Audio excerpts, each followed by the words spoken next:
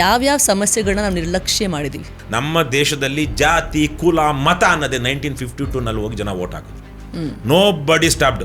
ಇವನು ಅನ್ಟಚಬಲ್ಲು, ಇವನು SC, ಇವನು ST, ಇವನು ಕೆಳಜಾತಿಯವನು, no you should not come to polling booth ಅಂತ ಹೇಳಲಿಲ್ಲ.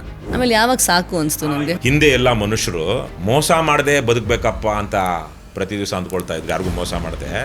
ಇವಾಗ ಮೋಸ ಹೋಗದೆ ಹೆಂಗಪ್ಪ ಬದುಕೋದು, ಮೋಸ ಹೋಗದೆ ಇದ್ರೆ ಸಾಕಪ್ಪ. ದುಡ್ಡನ್ನು ನೋಡಿ ಒಂದು ಫ್ರೆಂಡ್ಶಿಪ್ ಬೆಳೆಸ್ತಾರ, ಇಲ್ಲ ಅವರಿಂದ ಏನು ನಾವು ಪಡ್ಕೋಬಹುದು. ನಮ್ಮ ಭಾವನೆಗಳು ಬೇರೆ ಆಗುತ್ತೆ, ಅಸಮಾನತೆಗಳ ಬಗ್ಗೆ ಒಂಥರ ಕೆಟ್ಟ ಭಾವನೆ ಬರುತ್ತೆ, ಅದು ಬೇಡ ಸಹಿಸಬಾರ್ದು.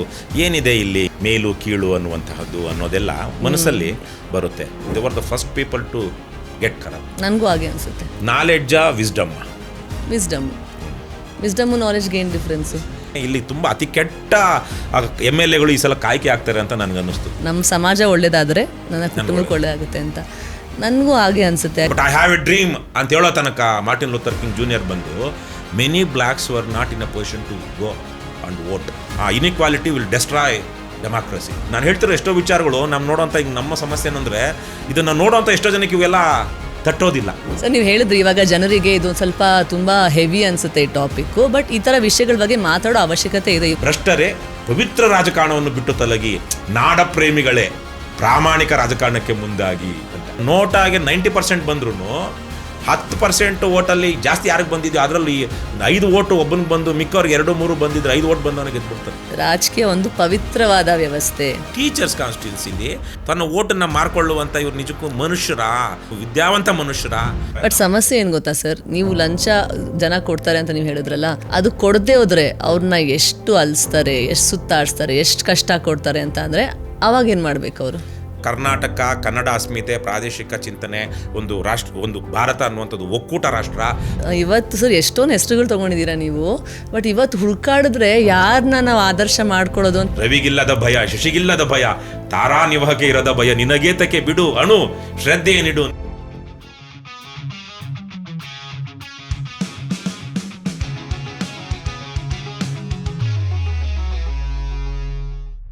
ನಾವು ತುಂಬ ಮಾತಾಡ್ತೀವಿ ಬದಲಾವಣೆ ಬೇಕು ಅಂತ. ತುಂಬ ಸಮಸ್ಯೆಗಳಿದೆ ಇವತ್ತು ನಮ್ಮ ಸಮಾಜದಲ್ಲಿ, ನಮ್ಮ ವ್ಯವಸ್ಥೆಯಲ್ಲಿ, ನಮ್ಮ ಸರ್ಕಾರದಲ್ಲಿ, ಆಡಳಿತದಲ್ಲಿ ಮತ್ತು ಎಲ್ಲ ಕಡೆನೂ. ಆದರೆ ಅದನ್ನು ಬದಲಾಯಿಸಬೇಕು ಅಂದರೆ ಏನು ಮಾಡಬೇಕು ಅದನ್ನು ನಾವು ಅರ್ಥ ಮಾಡ್ಕೊಳ್ಳಲ್ಲ. ನಾವು ಅಂದ್ಕೊಳ್ತೀವಿ ಬೇರೆಯವರೊಬ್ಬರು ಬಂದು ಅದನ್ನು ಬದಲಾಯಿಸಬೇಕು ಅಂತ. ಬಟ್ ನಿಜವಾಗ್ಲೂ ಅದಕ್ಕೆ ನಾವು ಜವಾಬ್ದಾರಿ ತಗೋಬೇಕು ಅಲ್ವಾ? ಇವತ್ತು ನಾನು ರವಿ ಕೃಷ್ಣಾರೆಡ್ಡಿ ಸರ್ ಜೊತೆ ಮಾತಾಡಿದೆ. ಅವರು ಅವರ ವೃತ್ತಿ ಜೀವನನ ಕ್ಯಾಲಿಫೋರ್ನಿಯಾದಲ್ಲಿ ಬಿಟ್ಟು ಬ್ಯಾಂಗ್ಳೂರ್ ಬಂದು ಹೋರಾಟಗಾರರಾಗಿ ಆಮೇಲೆ ರಾಜಕಾರಣಕ್ಕೆ ಬರ್ತಾರೆ, KRS ಪಾರ್ಟಿ ಕಟ್ತಾರೆ. ನನಗೇನು ತುಂಬ ಇಷ್ಟ ಆಯಿತು ಸರ್ ಜೊತೆ ಮಾತಾಡಬೇಕಾದ್ರೆ ಅಂದರೆ ಅವರ ಸಿದ್ಧಾಂತಗಳು, ಮೌಲ್ಯಗಳು ಅಂಥ ಒಂದು ನಿಷ್ಠೆಯಿಂದ ಅವರು ಅದನ್ನು ಫಾಲೋ ಮಾಡ್ತಾ ಇದ್ದಾರೆ. ಅವ್ರಿಗೆ ಮುಜುಗರ ಇಲ್ಲ, ಆ ಪಾರ್ಟಿ ಬಗ್ಗೆ ಮಾತಾಡಬೇಕು, ಈ ಪಕ್ಷದ ಬಗ್ಗೆ ಮಾತಾಡಬೇಕು, ಆ ವ್ಯಕ್ತಿ ಬಗ್ಗೆ ಮಾತಾಡಬೇಕು. ನಾವೆಲ್ಲ ಹೇಗೆ ಅಂತ ಅಂದರೆ ಇವತ್ತು ನೋಡ್ತೀರಾ, ಸಾಮಾನ್ಯವಾಗಿ ನೀವು ಆ ಪಾರ್ಟಿ ಅಂದರೆ ಈ ಪಾರ್ಟಿ ಬಗ್ಗೆ ಮಾತಾಡಲ್ಲ, ಇಲ್ಲ ಇದ್ರ ಬಗ್ಗೆ ಕೆಟ್ಟದಾಗೆ ಮಾತಾಡ್ತೀವಿ. ಬಟ್ ಸರಲ್ಲಿ ಏನು ವಿಶೇಷತೆ ಅಂದರೆ ಅವರು ವ್ಯಕ್ತಿನ ನೋಡಿ, ಆ ವ್ಯಕ್ತಿಗಳ ಒಂದು ಸಿದ್ಧಾಂತಗಳನ್ನ ನೋಡಿ ಅದನ್ನು ಎಷ್ಟು ಚೆನ್ನಾಗಿ ಅಪ್ರಿಷಿಯೇಟ್ ಮಾಡಿದ್ರು, ಎಲ್ಲೆಲ್ಲಿ ಏನೇನು ಚೆನ್ನಾಗಿ ಕಾಣಿಸ್ತೋ ಅದನ್ನು ಅವರು ತೊಗೊಂಡಿದ್ದಾರೆ, ಅದನ್ನು ಅವರು ಅವರ ಜೀವನದಲ್ಲಿ ಅದನ್ನು ಅಳವಡಿಸ್ಕೊಂಡಿದ್ದಾರೆ. ಅದು ನಂಗೆ ತುಂಬ ಇಷ್ಟ ಆಯಿತು. ತುಂಬ ಪ್ಯಾಷನೆಟ್ ವ್ಯಕ್ತಿ, ಎಷ್ಟೊಂದು ಕಲಿಯೋಕ್ಕೆ ಸಿಕ್ತು. ಕ್ಯಾಶುವಲ್ ಕಾನ್ವರ್ಸೇಷನ್ ಅಂತೂ ಅಲ್ಲ ಇದು. ತುಂಬ ಆಳವಾಗಿ ಎಲ್ಲ ವಿಷಯಗಳ ಬಗ್ಗೆ ನಾವು ಚರ್ಚೆ ಮಾಡಿದ್ದೀವಿ. ನಮ್ಮ ಭ್ರಷ್ಟಾಚಾರ ಆಗಲಿ, ನಮ್ಮ ರಾಜಕೀಯ ವ್ಯವಸ್ಥೆ ಆಗಲಿ, ಇವತ್ತು ನಮ್ಮ ಪರಿಸರ ಎಷ್ಟು ಹಾಳಾಗ್ತಾ ಇದೆ, ನಮ್ಮ ಕ್ಲೈಮೇಟ್ ಚೇಂಜು, ಯುವ ಜನತೆ ಏನು ಮಾಡಬೇಕು, ಇಂಥ ಎಷ್ಟೊಂದು ವಿಷಯಗಳ ಬಗ್ಗೆ ಸುದೀರ್ಘವಾಗಿ ನಾವು ಚರ್ಚೆ ಮಾಡಿದ್ದೀವಿ.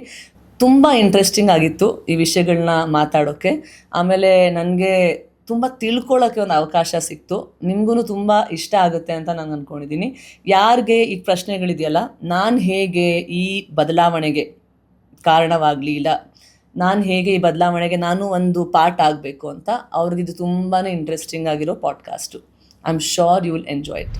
ಸರ್, ನಮ್ಮ ಕರ್ನಾಟಕ ಸುತ್ತಮುತ್ತ ತೆಲಂಗಾಣ ಆಗಲಿ, ಆಂಧ್ರ ಆಗಲಿ, ಕೇರಳ ಆಗಲಿ, ತಮಿಳ್ನಾಡು ಲೋಕಲ್ ಪಾರ್ಟೀಸ್ ತುಂಬ ಇದೆ. ಆದರೆ ನಮ್ಮ ಕರ್ನಾಟಕದಲ್ಲಿ ಇವತ್ತರೆಗೂ ನಾವು ಕಾಂಗ್ರೆಸ್, BJP, ಜನತಾದಳ ಅಂತ ಇದ್ದೀವಿ.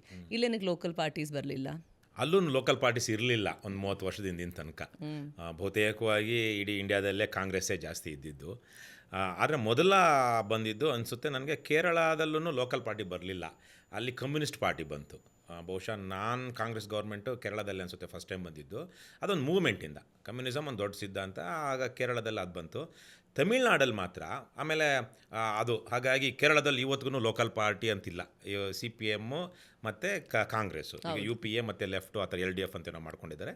ಸಣ್ಣ ಸಣ್ಣ ಪಾರ್ಟಿಗಳಿವೆ. ತಮಿಳ್ನಾಡಲ್ಲಿ ದೊಡ್ಡ ಮಟ್ಟದಲ್ಲಿ ರೀಜನಲ್ ಪೊಲಿಟಿಕಲ್ ಪಾರ್ಟಿ ಬಂದಿದ್ದು. ಮತ್ತು ಅವ್ರು ಯಾರೂ ಕಾಂಗ್ರೆಸ್ಸಿಂದ ಬಂದವರಲ್ಲ, ಯಾವುದೋ ಒಂದು ಇರೋ ಪಾರ್ಟಿ ಇದೆ ಅದನ್ನು ಹೊಡ್ಕೊಂಡು ಬಂದವರಲ್ಲ, ಪೆರಿಯಾರ್ ಮೂಮೆಂಟಿಂದ ಬಂದಿದ್ದು. ಪೆರಿಯಾರ್ ಮೂಮೆಂಟಿಂದ ಇನ್ಸ್ಪೈರ್ ಆಗಿ ಅಣ್ಣಾದೊರೈ, ಕರುಣಾನಿಧಿ, MG ರಾಮಚಂದ್ರನ್, MGR, ಈ 3 ಜನ ಒಂದು ಕಾಂಬಿನೇಷನು. ಆದರೆ Annadurai become the first CM of DMK and it was inspired by Periyar. ಹಾಗಾಗಿ ಒಂದು ಮೂಮೆಂಟಿಂದ ಬಂದಿದ್ದು. ಅದು ಭಾಷೆಯ ವಿಚಾರಕ್ಕೆ, ಹಿಂದೂ ಸಮಾಜದಲ್ಲಿದ್ದಂತಹ ಅಸಮಾನತೆಗಳ ವಿಚಾರಕ್ಕೆ, ಜಾತಿ ಅಸಮಾನತೆಗಳನ್ನ ವಿರೋಧಿಸಿ ಬಂದಂಥ ದೊಡ್ಡ ಮೂಮೆಂಟ್. ಅದು ಒಂದು ವಿಚಾರಧಾರೆ. ಆಂಧ್ರದಲ್ಲೂ ಬಹಳ ದಿವಸಗಳ ಕಾಲ ಕಾಂಗ್ರೆಸ್ಸೇ ಇದ್ದಿದ್ದು. ಮತ್ತು ಅಲ್ಲಿ ಏನಿತ್ತು, ಕಮ್ಯುನಿಸ್ಟ್ ಪಾರ್ಟಿಗಳು ಸ್ವಲ್ಪ ಆ್ಯಕ್ಟಿವ್ ಆಗಿದ್ದರು. ಅಲ್ಲೊಂದು ಸ್ವಲ್ಪ ನಕ್ಸಲಿಸಮ್ ಅದು ಇದು ಇತ್ತು. ಆದರೆ ಕಾಂಗ್ರೆಸ್ಸಿನ ವಿಶೇಷವಾಗಿ ರಾಜೀವ್ ಗಾಂಧಿ ಅಲ್ಲಿದ್ದಂಥ ಒಬ್ಬ ಮುಖ್ಯಮಂತ್ರಿಗೆ, ಕಾಂಗ್ರೆಸ್ ಮುಖ್ಯಮಂತ್ರಿಗೆ ಮಾಡಿದ ಅವಮಾನದಿಂದಾಗಿ ಜನ ಒಂದು ಆಕ್ರೋಶಿತರಾದಾಗ ಆವತ್ತಿನ ಕಾಲದ ಅತ್ಯಂತ ದೊಡ್ಡ ಸೂಪರ್ ಸ್ಟಾರು, ತೆಲುಗಿನ ಸೂಪರ್ ಸ್ಟಾರ್ NTR ಅವರು ತೆಲುಗು ಆತ್ಮಗೌರವಂ ಅನ್ನೋ ವಿಚಾರ ಇಟ್ಕೊಂಡು ಮಾಡಿದ್ರು. ಸೊ ಇವ್ರು ಯಾರು ರಾಜಕೀಯದಲ್ಲಿ ಇದ್ದವರಲ್ಲ. Periyar was not in electoral politics, Annadurai was not in electoral politics, NTR was not in electoral politics. So ಇತ್ತೀಚೆಗೆ TRS ಅಂತ ಏನು ಬಂತು, ಅದು ತೆಲುಗು ದೇಶಂನ ಭಾಗ ಆಗಿತ್ತು. ತೆಲುಗು ದೇಶಂನ ಭಾಗ ಆಗಿದ್ದು ತೆಲಂಗಾಣ ಮೂವ್ಮೆಂಟ್ ಮಾಡ್ಕೊಳ್ಳೋಣ, ನಾವು ಎಷ್ಟು ದಿವಸ ತೆಲುಗು ದೇಶಮಲ್ಲಿದ್ರೂ. ಈಗ NTR ಆದಮೇಲೆ ಬೇರೆ ಕಾರಣಗಳಿಂದಾಗಿ ಚಂದ್ರಬಾಬು ನಾಯ್ಡು ಬಂದರು. ಇನ್ನು ಚಂದ್ರಬಾಬು ನಾಯ್ಡು ಇರೋ ತನಕ, ಚಂದ್ರಬಾಬು ನಾಯ್ಡುಗೆ ಮಕ್ಕಳು ಮೊಮ್ಮಕ್ಕಳು ಅಳಿಯಂದರು ಸೊಸೆಯರು ಇರೋ ತನಕ ಬೇರೆಯವ್ರಿಗೆ ಯಾರಿಗೂ ಅವಕಾಶ ಸಿಗಲ್ಲ ಅಂತೇಳಿ TRS ಏನು ಚಂದ್ರಶೇಖರ್ ರಾವ್ ಅಂತ ಯಾರಿದ್ರು, K. ಚಂದ್ರಶೇಖರ್ ರಾವ್, ಅವರು ತೆಲುಗು ದೇಶಂನ ಬಿಟ್ಟು, ಈ was A speaker of Telugu Desam party, ಬಿಟ್ಟು ಅವರೇ ಒಂದು ಮೂವ್ಮೆಂಟ್ ಥರ ಮಾಡೋದಕ್ಕೆ ಹೋಗಿ ಅದು ಬಲ ಪಡ್ಕೊಂಡ್ಬಿಡ್ತು. ಅಷ್ಟು ದಿವಸ ಭಾಳ ವರ್ಷಗಳ ಕಾಲ ತೆಲಂಗಾಣದ್ದು ಹೋರಾಟ ನಡೀತಾ ಇತ್ತು, ಸಪ್ರೇಟ್ ಸ್ಟೇಟ್ ಆಗಬೇಕು ಅಂತೇಳಿ.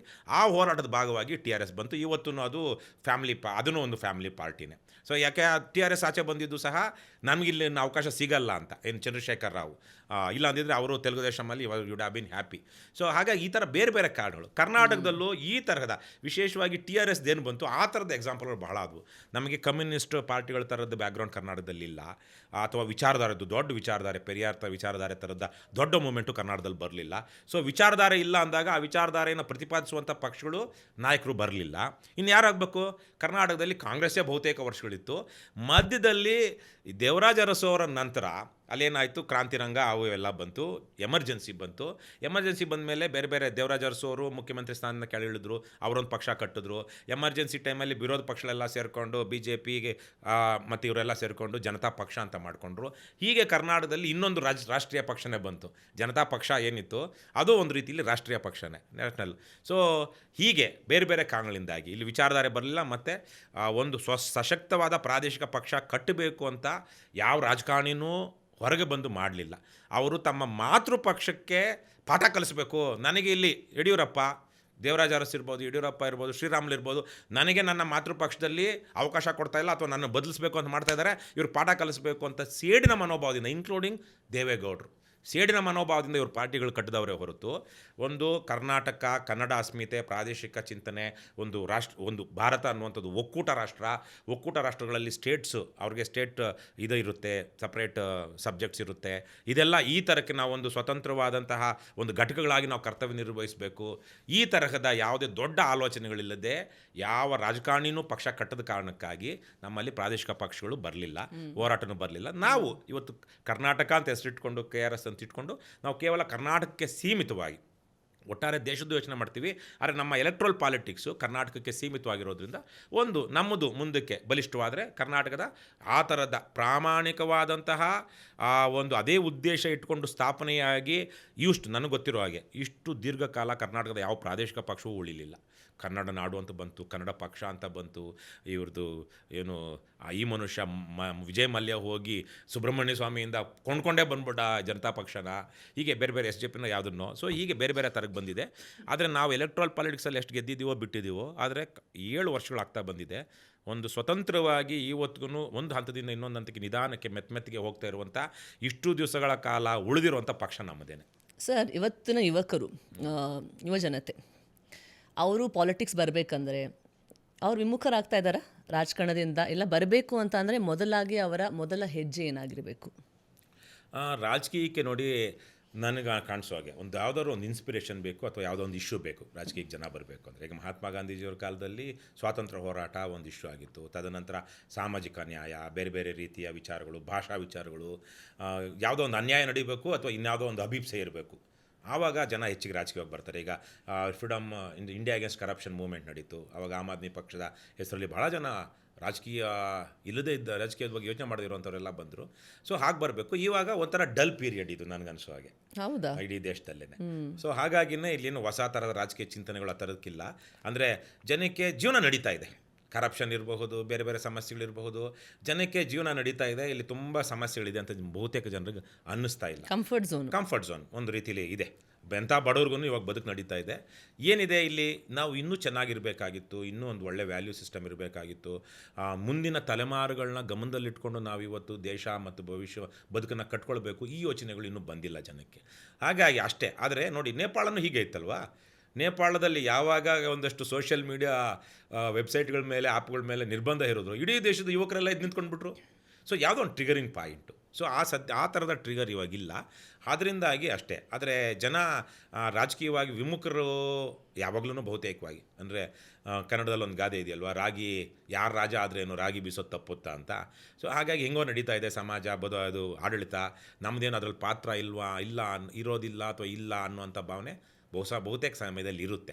ಪ್ರವೇಶ ಮಾಡಬೇಕು ಅಂತ ಅಂದರೆ, ರಾಜಕೀಯಕ್ಕೆ ಬರಬೇಕು ಅಂದರೆ ಇವತ್ತು ಒಂದು ದೊಡ್ಡ ಬ್ಯಾರಿಯರ್ ಇದೆ. ಇವತ್ತು ನಮ್ಮ ಕರ್ನಾಟಕದ ಮಟ್ಟಿಗೆ ಹೇಳ್ಬೋದಾರೆ, ನಾವು ದೇಶದ ಬಗ್ಗೆನೂ ಹೇಳ್ಬೋದು. Established political party, conventional politics ಮಾಡ್ತಾ ಬಂದಿರುವಂಥ ಎಸ್ಟಾಬ್ಲಿಷ್ಡ್ ಪೊಲಿಟಿಕಲ್ ಪಾರ್ಟೀಸು ಯಾವ ರೀತಿಲಿ ಮಾಡ್ತಾ ಇದ್ದಾರೆ ಇವರು ಇವತ್ತು ಮಾಡ್ತಾ ಇರುವಂಥದ್ದು ಹಣ ಮತ್ತು ಜಾತಿನಲ್ಲಿ ಕೋಮು ಅಂತ ಆಗ್ಬೋದು, ಕ್ಯಾಸ್ಟ್ ಆರ್ ರಿಲಿಜನ್. ಈ ಎರಡರ ವಿಚಾರ ಇಟ್ಕೊಂಡು ಭಾಷೆ ಮೇಲೆ ಮಾಡ್ತಿರೋಂಥದ್ದು ತುಂಬ ಕಡಿಮೆ ಆಗೋಗಿದೆ. ಸೊ ಹಾಗಾಗಿ ಇವತ್ತು ಯಾವುದೋ ಒಂದು ಭಾವನೆಗಳನ್ನ ಉದ್ದೀಪಿಸಬೇಕು, ನೀವು ಪ್ರಚೋದಿಸಬೇಕು. ಯಾವ ಭಾವನೆಗಳು? ಜಾತಿ, ಕೋಮು, ವರ್ಗ, ವರ್ಣ, ಈ ಥರ ಬೇರೆ ಬೇರೆ ಭೇದ ಮಾಡುವಂಥ ಏನಿದೆ ಅದನ್ನು ಇಟ್ಕೊಂಡು ಒಂದಷ್ಟು ರಾಜಕೀಯ ಪಕ್ಷಗಳು ದುಡ್ಡು ಹಂಚಿದೂ ಗೆದ್ದು ಬರ್ತಿವೆ. ಇನ್ನು ಬಹುತೇಕವಾಗಿ ಮನಿ has become A biggest leveller. ಈಗ ದುಡ್ಡಿದ್ದರೆ ನಾವು ಗೆಲ್ಲಬಹುದು ಅಂತ. ಸೊ ಆ ತರಹದ ಎಮೋಷನ್ಸ್ನ ಪ್ಲೇ ಮಾಡೋದಕ್ಕೆ ಇಷ್ಟ ಇಲ್ದಿರುವಂಥವ್ರು ಅಥವಾ ಆಲ್ರೆಡಿ ಆಗ್ಬಿಟ್ಟಿದೆ ಅಂಥವ್ರು ರಾಜಕೀಯಕ್ಕೆ ಬರೋದಕ್ಕೆ ಇಷ್ಟಪಡಲ್ಲ, ಅಥವಾ ನಾವು ಅದು ಮಾಡೋದಿಲ್ಲ ಅಂತ. ಇನ್ನು ದುಡ್ಡು ಇಲ್ಲದಿರುವಂಥ ರಾಜಕೀಯ ಮಾಡೋದಕ್ಕೆ ಹೆಂಗಾಗುತ್ತೆ ಅನ್ನೋದು ಭಾವನೆ ಬಂದ್ಬಿಟ್ಟಿದೆ. ಹಾಗಾಗಿನೇ ಎಷ್ಟೋ ದುಡ್ಡಿಲ್ಲ ಜನ ಇವತ್ತು ಎಲೆಕ್ಷನ್ ನಿಲ್ತಾ ಇದ್ದಾರೆ, ಗ್ರಾಮ ಪಂಚಾಯತಿಗೆ ನಿಲ್ತಾ ಇದ್ದಾರೆ. ಗ್ರಾಮ ಪಂಚಾಯತಿಲಿ ಇವತ್ತು 2 ಲಕ್ಷ, 3 ಲಕ್ಷ, 10 ಲಕ್ಷ, 50 ಲಕ್ಷ ಕೋಟಿ ಖರ್ಚು ಮಾಡಿರೋರು ಒಂದು ಗ್ರಾಮ ಪಂಚಾಯತಿಗೆ. ನಮ್ಮ ಊರಿನ ಗ್ರಾಮ ಪಂಚಾಯತಿನಲ್ಲಿ 75 ಲಕ್ಷ ಖರ್ಚು ಮಾಡಿದ್ರು ಗೆಲ್ಲೋದಕ್ಕೆ, ಕೇವಲ 400 ವೋಟರ್ಸಿಂದ ಓಟ್ ಹಾಕ್ಸ್ಕೊಳ್ಳೋದು, ಅದೇ ಕಷ್ಟ. ಸೊ ಹಾಗಾಗಿ ಅಂದರೆ ಯಾರು ದುಡ್ಡಿರೋರು ಅಥವಾ ದುಡ್ಡು ಚೆಲ್ಲಬಲ್ಲವರು, ಅದನ್ನು ದುಡ್ಡು ಚೆಲ್ಲಬಲ್ಲವ್ರು ಯಾರು? ಯಾವುದೋ ನ್ಯಾಯವಾಗಿ ದುಡ್ದಿದ್ದು ಸಣ್ಣ ಪುಟ್ಟದವರು ದುಡ್ಕೊಂಡೇ ಬಂದಿದ್ದರೆ ಅಷ್ಟು ಆ ಥರ ಖರ್ಚು ಮಾಡೋಕ್ಕೆ ಇಷ್ಟಪಡೋದಿಲ್ಲ. ಯಾವುದೋ ಒಂದು ಅಕ್ರಮ ಮಾಡಿರ್ತಾರೆ, ದಂಧೆ ಮಾಡಿರ್ತಾರೆ, ಮಾಡಬಾರ್ದು ರೀತಿಯಲ್ಲಿ ಮಾಡಿರ್ತಾರೆ, ದುಡ್ಡು ಮಾಡಿರ್ತಾರೆ, ಅದನ್ನು ಚೆಲ್ಲಿ ಚುನಾವಣೆಯಲ್ಲಿ ಓಟ್ ಕೊಂಡ್ಕೊಳ್ಳೋದಕ್ಕೆ ಬರ್ತಾ ಇದ್ದಾರೆ. ಅದನ್ನ ಎಲ್ಲರ ಕೈಲೂ ಆಗುತ್ತಾ? ಬ್ಲ್ಯಾಕ್ ಮನಿ ಇರಬೇಕು, ಕ್ಯಾಶ್ ಇರಬೇಕು. ಇಟ್ ಶುಡ್ ಬಿ ಕ್ಯಾಶ್ ಯಾವಾಗಿರುತ್ತೆ? ಬ್ಲ್ಯಾಕ್ ಇದ್ದಾಗಲೇ ಕ್ಯಾಶ್ ಇರುತ್ತೆ. ಇಲ್ಲಾಂದರೆ ಕ್ಯಾಶ್ ಆಗಿ ಇಟ್ಕೊಂಡಿರ್ತಾರೆ, ಅದು ಅಕೌಂಟಲ್ಲಿ ಇರ್ತಿತ್ತು. ಸೊ ಹಾಗಾಗಿ ಬ್ಲ್ಯಾಕ್ ಮನಿ ಯಾವಾಗ ಬರುತ್ತೆ? ನೀವು ಅಕ್ರಮಗಳು ಮಾಡೋದ್ರಿಂದ ಬರುತ್ತೆ. ಸೊ ಅಕ್ರಮಗಳು ಮಾಡಿರುವಂಥವರು ಬ್ಲ್ಯಾಕ್ ಮನಿ ಇಟ್ಕೊಂಡಿರ್ತಾರೆ, ಬ್ಲ್ಯಾಕ್ ಮನಿ ಇಟ್ಕೊಂಡಿರೋರ ಹತ್ರ ಕ್ಯಾಶ್ ಇರುತ್ತೆ. ಸೊ ಕ್ಯಾಶ್ ಇರುವಂಥವ್ರು ಎಲೆಕ್ಷನ್ ನಿಲ್ತಿದ್ದಾರೆ. This has become the barrier. Nothing but this. So ಇದು ಯಾಕೆ ಹಿಂಗೆ ಆಗ್ತಿದೆ ಅಂದರೆ ಎಲೆಕ್ಷನ್ ಕಮಿಷನ್ ಫೇಲ್ಯೂರಿಂದ ಆಗ್ತಾಯಿದೆ. ಇವರೆಲ್ಲ ಚುನಾವಣೆಯಲ್ಲಿ ಹಣ ಆಮಿಷ ಒಡ್ಡಬಾರ್ದು, ಹಣ ಹಂಚಬಾರ್ದು ಅಂತಿದೆ. ಆದರೆ ಹಂಚ್ತಿದ್ದಾರೆ ಅನ್ನೋದು ಎಲ್ರಿಗೂ ಗೊತ್ತಿದೆ, ಎಲೆಕ್ಷನ್ ಕಮಿಷನ್ಗೂ ಗೊತ್ತಿದೆ, ಪೇಪರಲ್ಲಿ ವರದಿ ಆಗುತ್ತೆ. ಇವತ್ತು ಎಷ್ಟು ಸಮಾಜ ದಟ್ಟ ದರಿದ್ರ ಸ್ಥಿತಿಗೆ ಹೋಗಿದೆ ಅಂದರೆ, ಗ್ರ್ಯಾಜುಯೇಟ್ಸ್ ಕಾನ್ಸ್ಟಿಟ್ಯೂನ್ಸಿಲಿ, ಟೀಚರ್ಸ್ ಕಾನ್ಸ್ಟಿಟ್ಯೂನ್ಸಿಲಿ ಟೀಚರ್ಗಳಿಗೆ ಹೋಗಿ MLC ಕ್ಯಾಂಡಿಡೇಟ್ಗಳು 5,000, 10,000, 20,000 ಫೋನು, ವಾಚು, ಉಂಗುರ ಇವು ಕೊಡ್ತಾರೆ. ಇವ್ರು ನಿಜಕ್ಕೂ ಇವರು ವಿದ್ಯಾವಂತರ? ತನ್ನ ಓಟನ್ನು ಮಾರ್ಕೊಳ್ಳುವಂಥ ಇವ್ರು ನಿಜಕ್ಕೂ ಮನುಷ್ಯರ? ವಿದ್ಯಾವಂತ ಮನುಷ್ಯರ? ಸೊ ಹಾಗಾಗಿ ಇವತ್ತು ದುಡ್ಡು ಚೆಲ್ಲಬಲ್ಲವ್ರಿಗೆ ಮಾತ್ರ ರಾಜಕಾರಣ ಮಾಡಬಹುದು ಅಂತ ಬಂದಿರೋದ್ರಿಂದ it has discouraged vast majority of the people who are really good, who are pro people mentality. So ಇಷ್ಟೆಲ್ಲ ಒಂದು ಬದ್ಧತೆ, ಪ್ರಾಮಾಣಿಕತೆ ಇದ್ರೂ ಎಲೆಕ್ಟ್ರಲ್ ಪಾಲಿಟಿಕ್ಸಲ್ಲಿ ನಮ್ಮ ಕೈಲಿ ಆಗಲ್ಲ ಅನ್ನೋದು this is discouraging lot of people, ಬೇರೆ ಇನ್ನೇನು ಅಲ್ಲ. ಸರ್, ನಮ್ಮ ದೇಶದ ಜನಕ್ಕೆ ಅವರ ಹಕ್ಕುಗಳೇನು ಮತ್ತು ಜವಾಬ್ದಾರಿಗಳೇನು ಎರಡೂ ಗೊತ್ತಿದೆಯಾ? ಸ್ವಲ್ಪ ಕಷ್ಟದ ವಿಚಾರನೇ ಅದು. ಜವಾಬ್ದಾರಿಗಳೇನು ಅನ್ನೋದು ಎಷ್ಟು ಗೊತ್ತಿದೆಯೋ ಇಲ್ವೋ, ಹಕ್ಕುಗಳೇನೋ ಅಂತ ಜನಕ್ಕೆ ಇವಾಗ ಗೊತ್ತಿದೆ. ಗೊತ್ತಾಗಿದೆ. ಒಂದು ಸ್ವಲ್ಪ ಭಯ ಪಡ್ತಿದ್ದಾರೆ ಹಕ್ಕುಗಳನ್ನ ಚಲಾಯಿಸೋದಕ್ಕೆ. ಈಗ ನಾವೇ ಸರ್ಕಾರಿ ಅಧಿಕಾರಿಗಳನ್ನ ಪ್ರಶ್ನೆ ಮಾಡಿದಾಗ ಯಾಕಪ್ಪ ನಿಮ್ಗೆ ನಾವು ಸಂಬಳ ಕೊಡೋದಿಲ್ವಾ ಅಂತ ಗೊತ್ತಿದೆ ಬಹುತೇಕರಿಗೆ. ಆದರೆ ಆಗ್ಲೂ ಎಲ್ರಿಗೂ ಗೊತ್ತಿದೆ ಅಂತ ಹೇಳೋಕ್ಕಾಗಲ್ಲ ಕೆಲವೊಂದು ವಿಚಾರಗಳಿಗೆ. ಇವತ್ತಿಗೂ ನಮ್ಮ ದೇಶದ ಪ್ರಧಾನಮಂತ್ರಿ ಯಾರು ಅಂತ ಗೊತ್ತಿಲ್ಲದಿರುವಂಥ ಒಂದು 20-30% ಜನ ಈಗಲೂ ದೇಶದಲ್ಲಿದ್ದಾರೆ. ಯಾಕಂದರೆ ಅದು ಏಜ್ ಮೇಲೆ, ಅವ್ರ ಏರಿಯಾ ಮೇಲೆ, ಅವ್ರಿಗಿರುವಂಥ ಆಕ್ಸೆಸಿಬಿಲಿಟಿ, ನಾಲೆಡ್ಜ್ಗೆ ಅದ್ರ ಮೇಲೆ ಹೋಗುತ್ತೆ. ಆದರೆ ಪ್ರಜ್ಞಾವಂತರು ಅಂತ ಯಾರು ಇದ್ದಾರೋ ಅವ್ರಿಗೆಲ್ಲ ಗೊತ್ತಿದೆ. ಆದರೆ ಆಗಲೇ ನಾವು ಹೇಳಿದ್ವಲ್ಲ, ನಾಲೆಡ್ಜೇ ಬೇರೆ, ವಿಸ್ಡಮ್ಮೇ ಬೇರೆ, ವಿವೇಕನೇ ಬೇರೆ ಅಂತ. ಆ ಥರಕ್ಕೆ ಹಕ್ಕುಗಳು ಬೇರೆ, ಜವಾಬ್ದಾರಿಗಳು ಬೇರೆ. ನಿಮಗೆ ಗೊತ್ತಿರ್ಬೋದು ಯಾವುದದು ಸ್ಪೈಡರ್ ಮ್ಯಾನ್ ಸಿನಿಮಾದಲ್ಲಿ ಒಂದು ಒಳ್ಳೆ ಫೇಮಸ್ ಡೈಲಾಗ್ ಬರುತ್ತಲ್ಲ, with power comes greater responsibility ಅಂತ. ಸೊ ಹಕ್ಕುಗಳ ಜೊತೆಗೆ ಜವಾಬ್ದಾರಿನೂ ಬರುತ್ತೆ ಅನ್ನೋದು ಭಾಳ ಜನಕ್ಕೆ ಆ ಅರಿವಿಲ್ಲ, ಆ ವಿವೇಕ ಇಲ್ಲ. ಅದರಿಂದನೇ ನಮಗೆ ಇಂಥ ದೊಡ್ಡ ಸಮೃದ್ಧವಾದ ದೇಶದಲ್ಲಿ ಇವಾಗಲೂ ಒಂದಷ್ಟು ನಾವು ಗಂಭೀರ ಸಮಸ್ಯೆಗಳನ್ನ ಎದುರಿಸ್ತಾ ಇರುವಂಥ. ಈ ನಡುವೆ ಒಂದು ಚರ್ಚೆಗೆ ಬರ್ತಾ ಇದೆ ವಿಷಯ ಸಿವಿಕ್ ರೆಸ್ಪಾನ್ಸಿಬಿಲಿಟಿ ಅಂತ. ಅಂದರೆ ನಾವು ಒಂದು ಸಮಾಜದಲ್ಲಿ ಇದ್ದಾಗ ಸುತ್ತಮುತ್ತ ನಮ್ದೇನು ಜವಾಬ್ದಾರಿ ಇರುತ್ತೋ, ಯಾಕಂದರೆ ನಮ್ಮ ಸುತ್ತಮುತ್ತ ನಾವು ನೋಡ್ತೀವಿ ಕಸನ ಕರೆಕ್ಟಾಗಿ ಗುಡಿಸಿ ಬಾಗಿಲಿಂದ ಆಚೆ ಹಾಕಿ ಮನೆಗೆ ಬರ್ತಾರೆ. ಅಲ್ಲಿ ರಂಗೋಲಿ ಅಷ್ಟು ಬಿಟ್ಬಿಟ್ಟು ಮುಂದೆ ಹೋಗಿ ನೋಡಿದ್ರೆ ಅಲ್ಲೆಲ್ಲ ಕಸ ಇರುತ್ತೆ. ಅದು ಹೇಗೆ ಅಂದರೆ ಅದು ಬದಲಾವಣೆ ಆಗುತ್ತಾ ನಾವು ಮುಂದಿನ ಜನ್ರೇಷನ್ಗೆಲ್ಲ ಹಾಗೆ ಇರುತ್ತಾ? ಖಂಡಿತ ಬದಲಾವಣೆ ಆಗುತ್ತೆ. ಈಗ ನಾವು ಯುರೋಪಿಯನ್ ಕಂಟ್ರೀಸು 1945 ಏನು ಸೆಕೆಂಡ್ ವರ್ಲ್ಡ್ ವಾರ್ ಎಂಡ್ ಆಗೋ ಟೈಮಲ್ಲಿ ಅವರು ಎಷ್ಟು ಯಾವ ರೀತಿಲಿ ಎಲ್ಲ ರೀತಿಲೂ ನೈತಿಕವಾಗಿಯೂ ಭ್ರಷ್ಟರಾಗ್ಬಿಟ್ಟಿದ್ರು, ವಿಶೇಷವಾಗಿ ಜರ್ಮನಿ ಆ ಥರದವರೆಲ್ಲ. ಮತ್ತು ಅವ್ರು ಹೆಂಗೆ ಟರ್ನ್ ಅರೌಂಡ್ ಆಯಿತು ಇವೆಲ್ಲ ನೋಡಿದಾಗ ನಮ್ಮ ದೇಶದಲ್ಲಿ ಏನಾದ್ರು ಜನಸಂಖ್ಯೆ ಜಾಸ್ತಿ ಇದೆ, ರಿಸೋರ್ಸಸ್ ಕಡಿಮೆ ಇದೆ, ಮತ್ತು ಇಲ್ಲಿ ಬೇರೆ ಬೇರೆ ಥರದ ತಾರತಮ್ಯಗಳಿದೆ. ಮತ್ತು ನೀವು ಏನು ಸಿವಿಕ್ ರೆಸ್ಪಾನ್ಸಿಬಿಲಿಟಿ ಅಂದರೆ ನಾಗರಿಕ ಹಕ್ಕುಗಳು, ನಾವು ಏನು ಮಾಡಿದ್ರೂ ಅದು ಏನು it doesn't make any difference ಅಂತ ಅನ್ನಿಸ್ತಾ ಇದೆ. ಈಗ ನಾವೇನೆ ಮನೆಯಲ್ಲಿ ವೆಟ್ ವೇಸ್ಟು, ಡ್ರೈ ವೇಸ್ಟು, ಆಮೇಲೆ ಬೇರೆ ಏನೋ ಮೆಡಿಕಲ್ ಆ ಥರದ್ದು ವೇಸ್ಟ್ ಇದ್ದರೆ 3 ವೇಸ್ಟ್ ಅಂತ ಇಟ್ಕೊಳ್ಳೋಣ. ವೆಟ್ ವೇಸ್ಟೇ ಒಂದು ಕಡೆ ಇಟ್ಟಿದ್ವಿ, ಡ್ರೈ ವೇಸ್ಟೇ ಒಂದು ಕಡೆ ಇಟ್ಟಿದ್ದೀವಿ. ತಗೊಂಡೋಗಿ ಅಲ್ಲಿಗೆ ವೇಸ್ಟ್ ಕಲೆಕ್ಟ್ರಿಗೆ ಕೊಟ್ವಿ. ಅವನೇನು ಮಾಡ್ದ, 2 ತೆಗೆದು ಒಂದಕ್ಕೆ ಹಾಕ್ದ. ವ್ಯವಸ್ಥೆ ಆಗಿದೆ.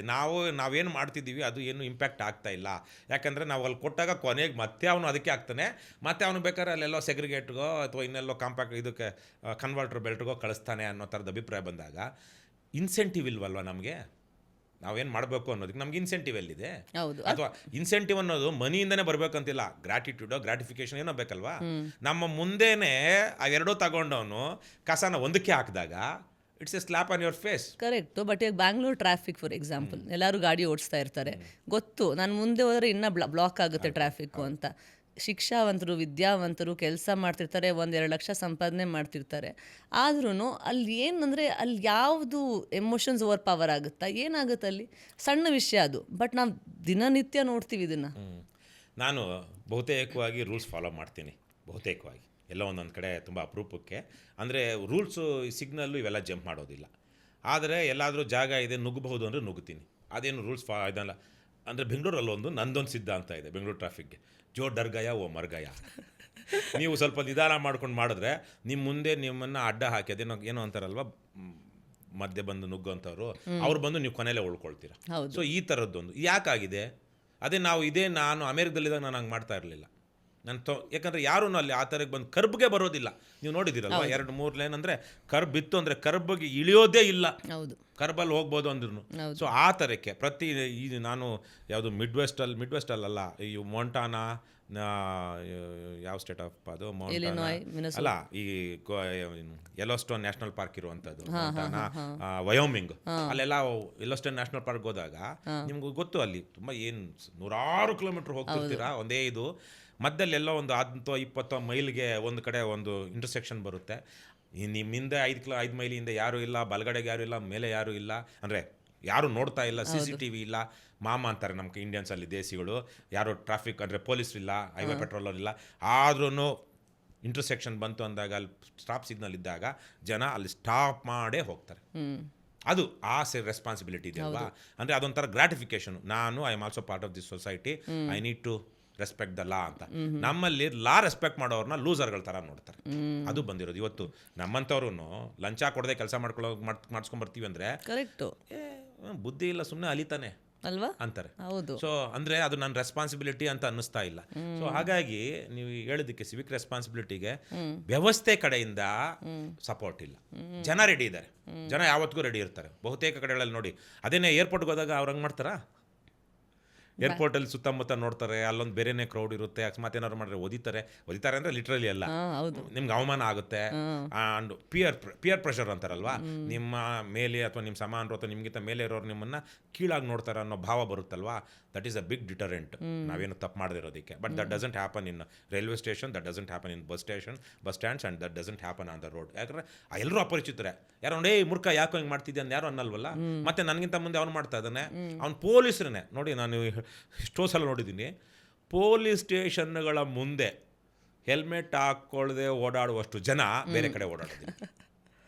ಏನೋ ಒಂದು ದಿಮಾಕು ಹಾಕ್ಕೊಳ್ಳೋದೇ ಇರೋನಿಗೂ ಪೊಲೀಸರು ಅಯ್ಯೋ ಇವ್ರು ಯಾರೋ ಲೋಕಲ್ ರೋಡಿಗಳು, ಇನ್ಯಾವನೋ ರಾಜಕಾರಣಿನೋ ಅಥವಾ ನಮ್ಮ ನಮ್ಮ MLAಗೋ ನಮ್ಮ ಮಿನಿಸ್ಟ್ರಿಗೋ ನಮ್ಮ ಇನ್ಸ್ಪೆಕ್ಟರ್ಗೂ ಪರಿಚಯದವ್ರು ಇರ್ತಾನೆ, ಬಹುಶಃ ಅವನಿಗೆ ಕೇಳಬಾರ್ದು ಅಂತ. ದಿಮಾಕು ಜಾಸ್ತಿ ಆಗಿದೆ, ನೀವು ಹೇಳ್ದಂಗೆ ಆ ದಿಮಾಕು ಜಾಸ್ತಿ ಆಗಿದೆ ಜನಕ್ಕೆ. ಆಮೇಲೆ ಜನಕ್ಕೂ ಅಷ್ಟೇ ಚಮಕ್ ಕೊಟ್ಟೆ ನಾನು, ಪೊಲೀಸಿದ್ದ ತಿರ್ಸ್ಕೊಂಡು ಬಂದ್ಬಿಟ್ಟೆ, ನಾನು ಹೆಲ್ಮೆಟ್ ಹಾಕಿರಲಿಲ್ಲ, ಸೀಟ್ ಬೆಲ್ಟ್ ಹಾಕಿರಲಿಲ್ಲ, ನೋಡೋದು ಅವ್ನು ಚಮಕ್ ಕೊಟ್ಟು ನಾನು ತಪ್ಸ್ಕೊಂಡು ಬಂದೆ ಅಂತ ಏನೋ ಒಂಥರದ್ದು ಇದು ಖುಷಿ ಅವ್ರಿಗೆ ಹೇಳ್ಕೊಳ್ಳೋದಕ್ಕೆ.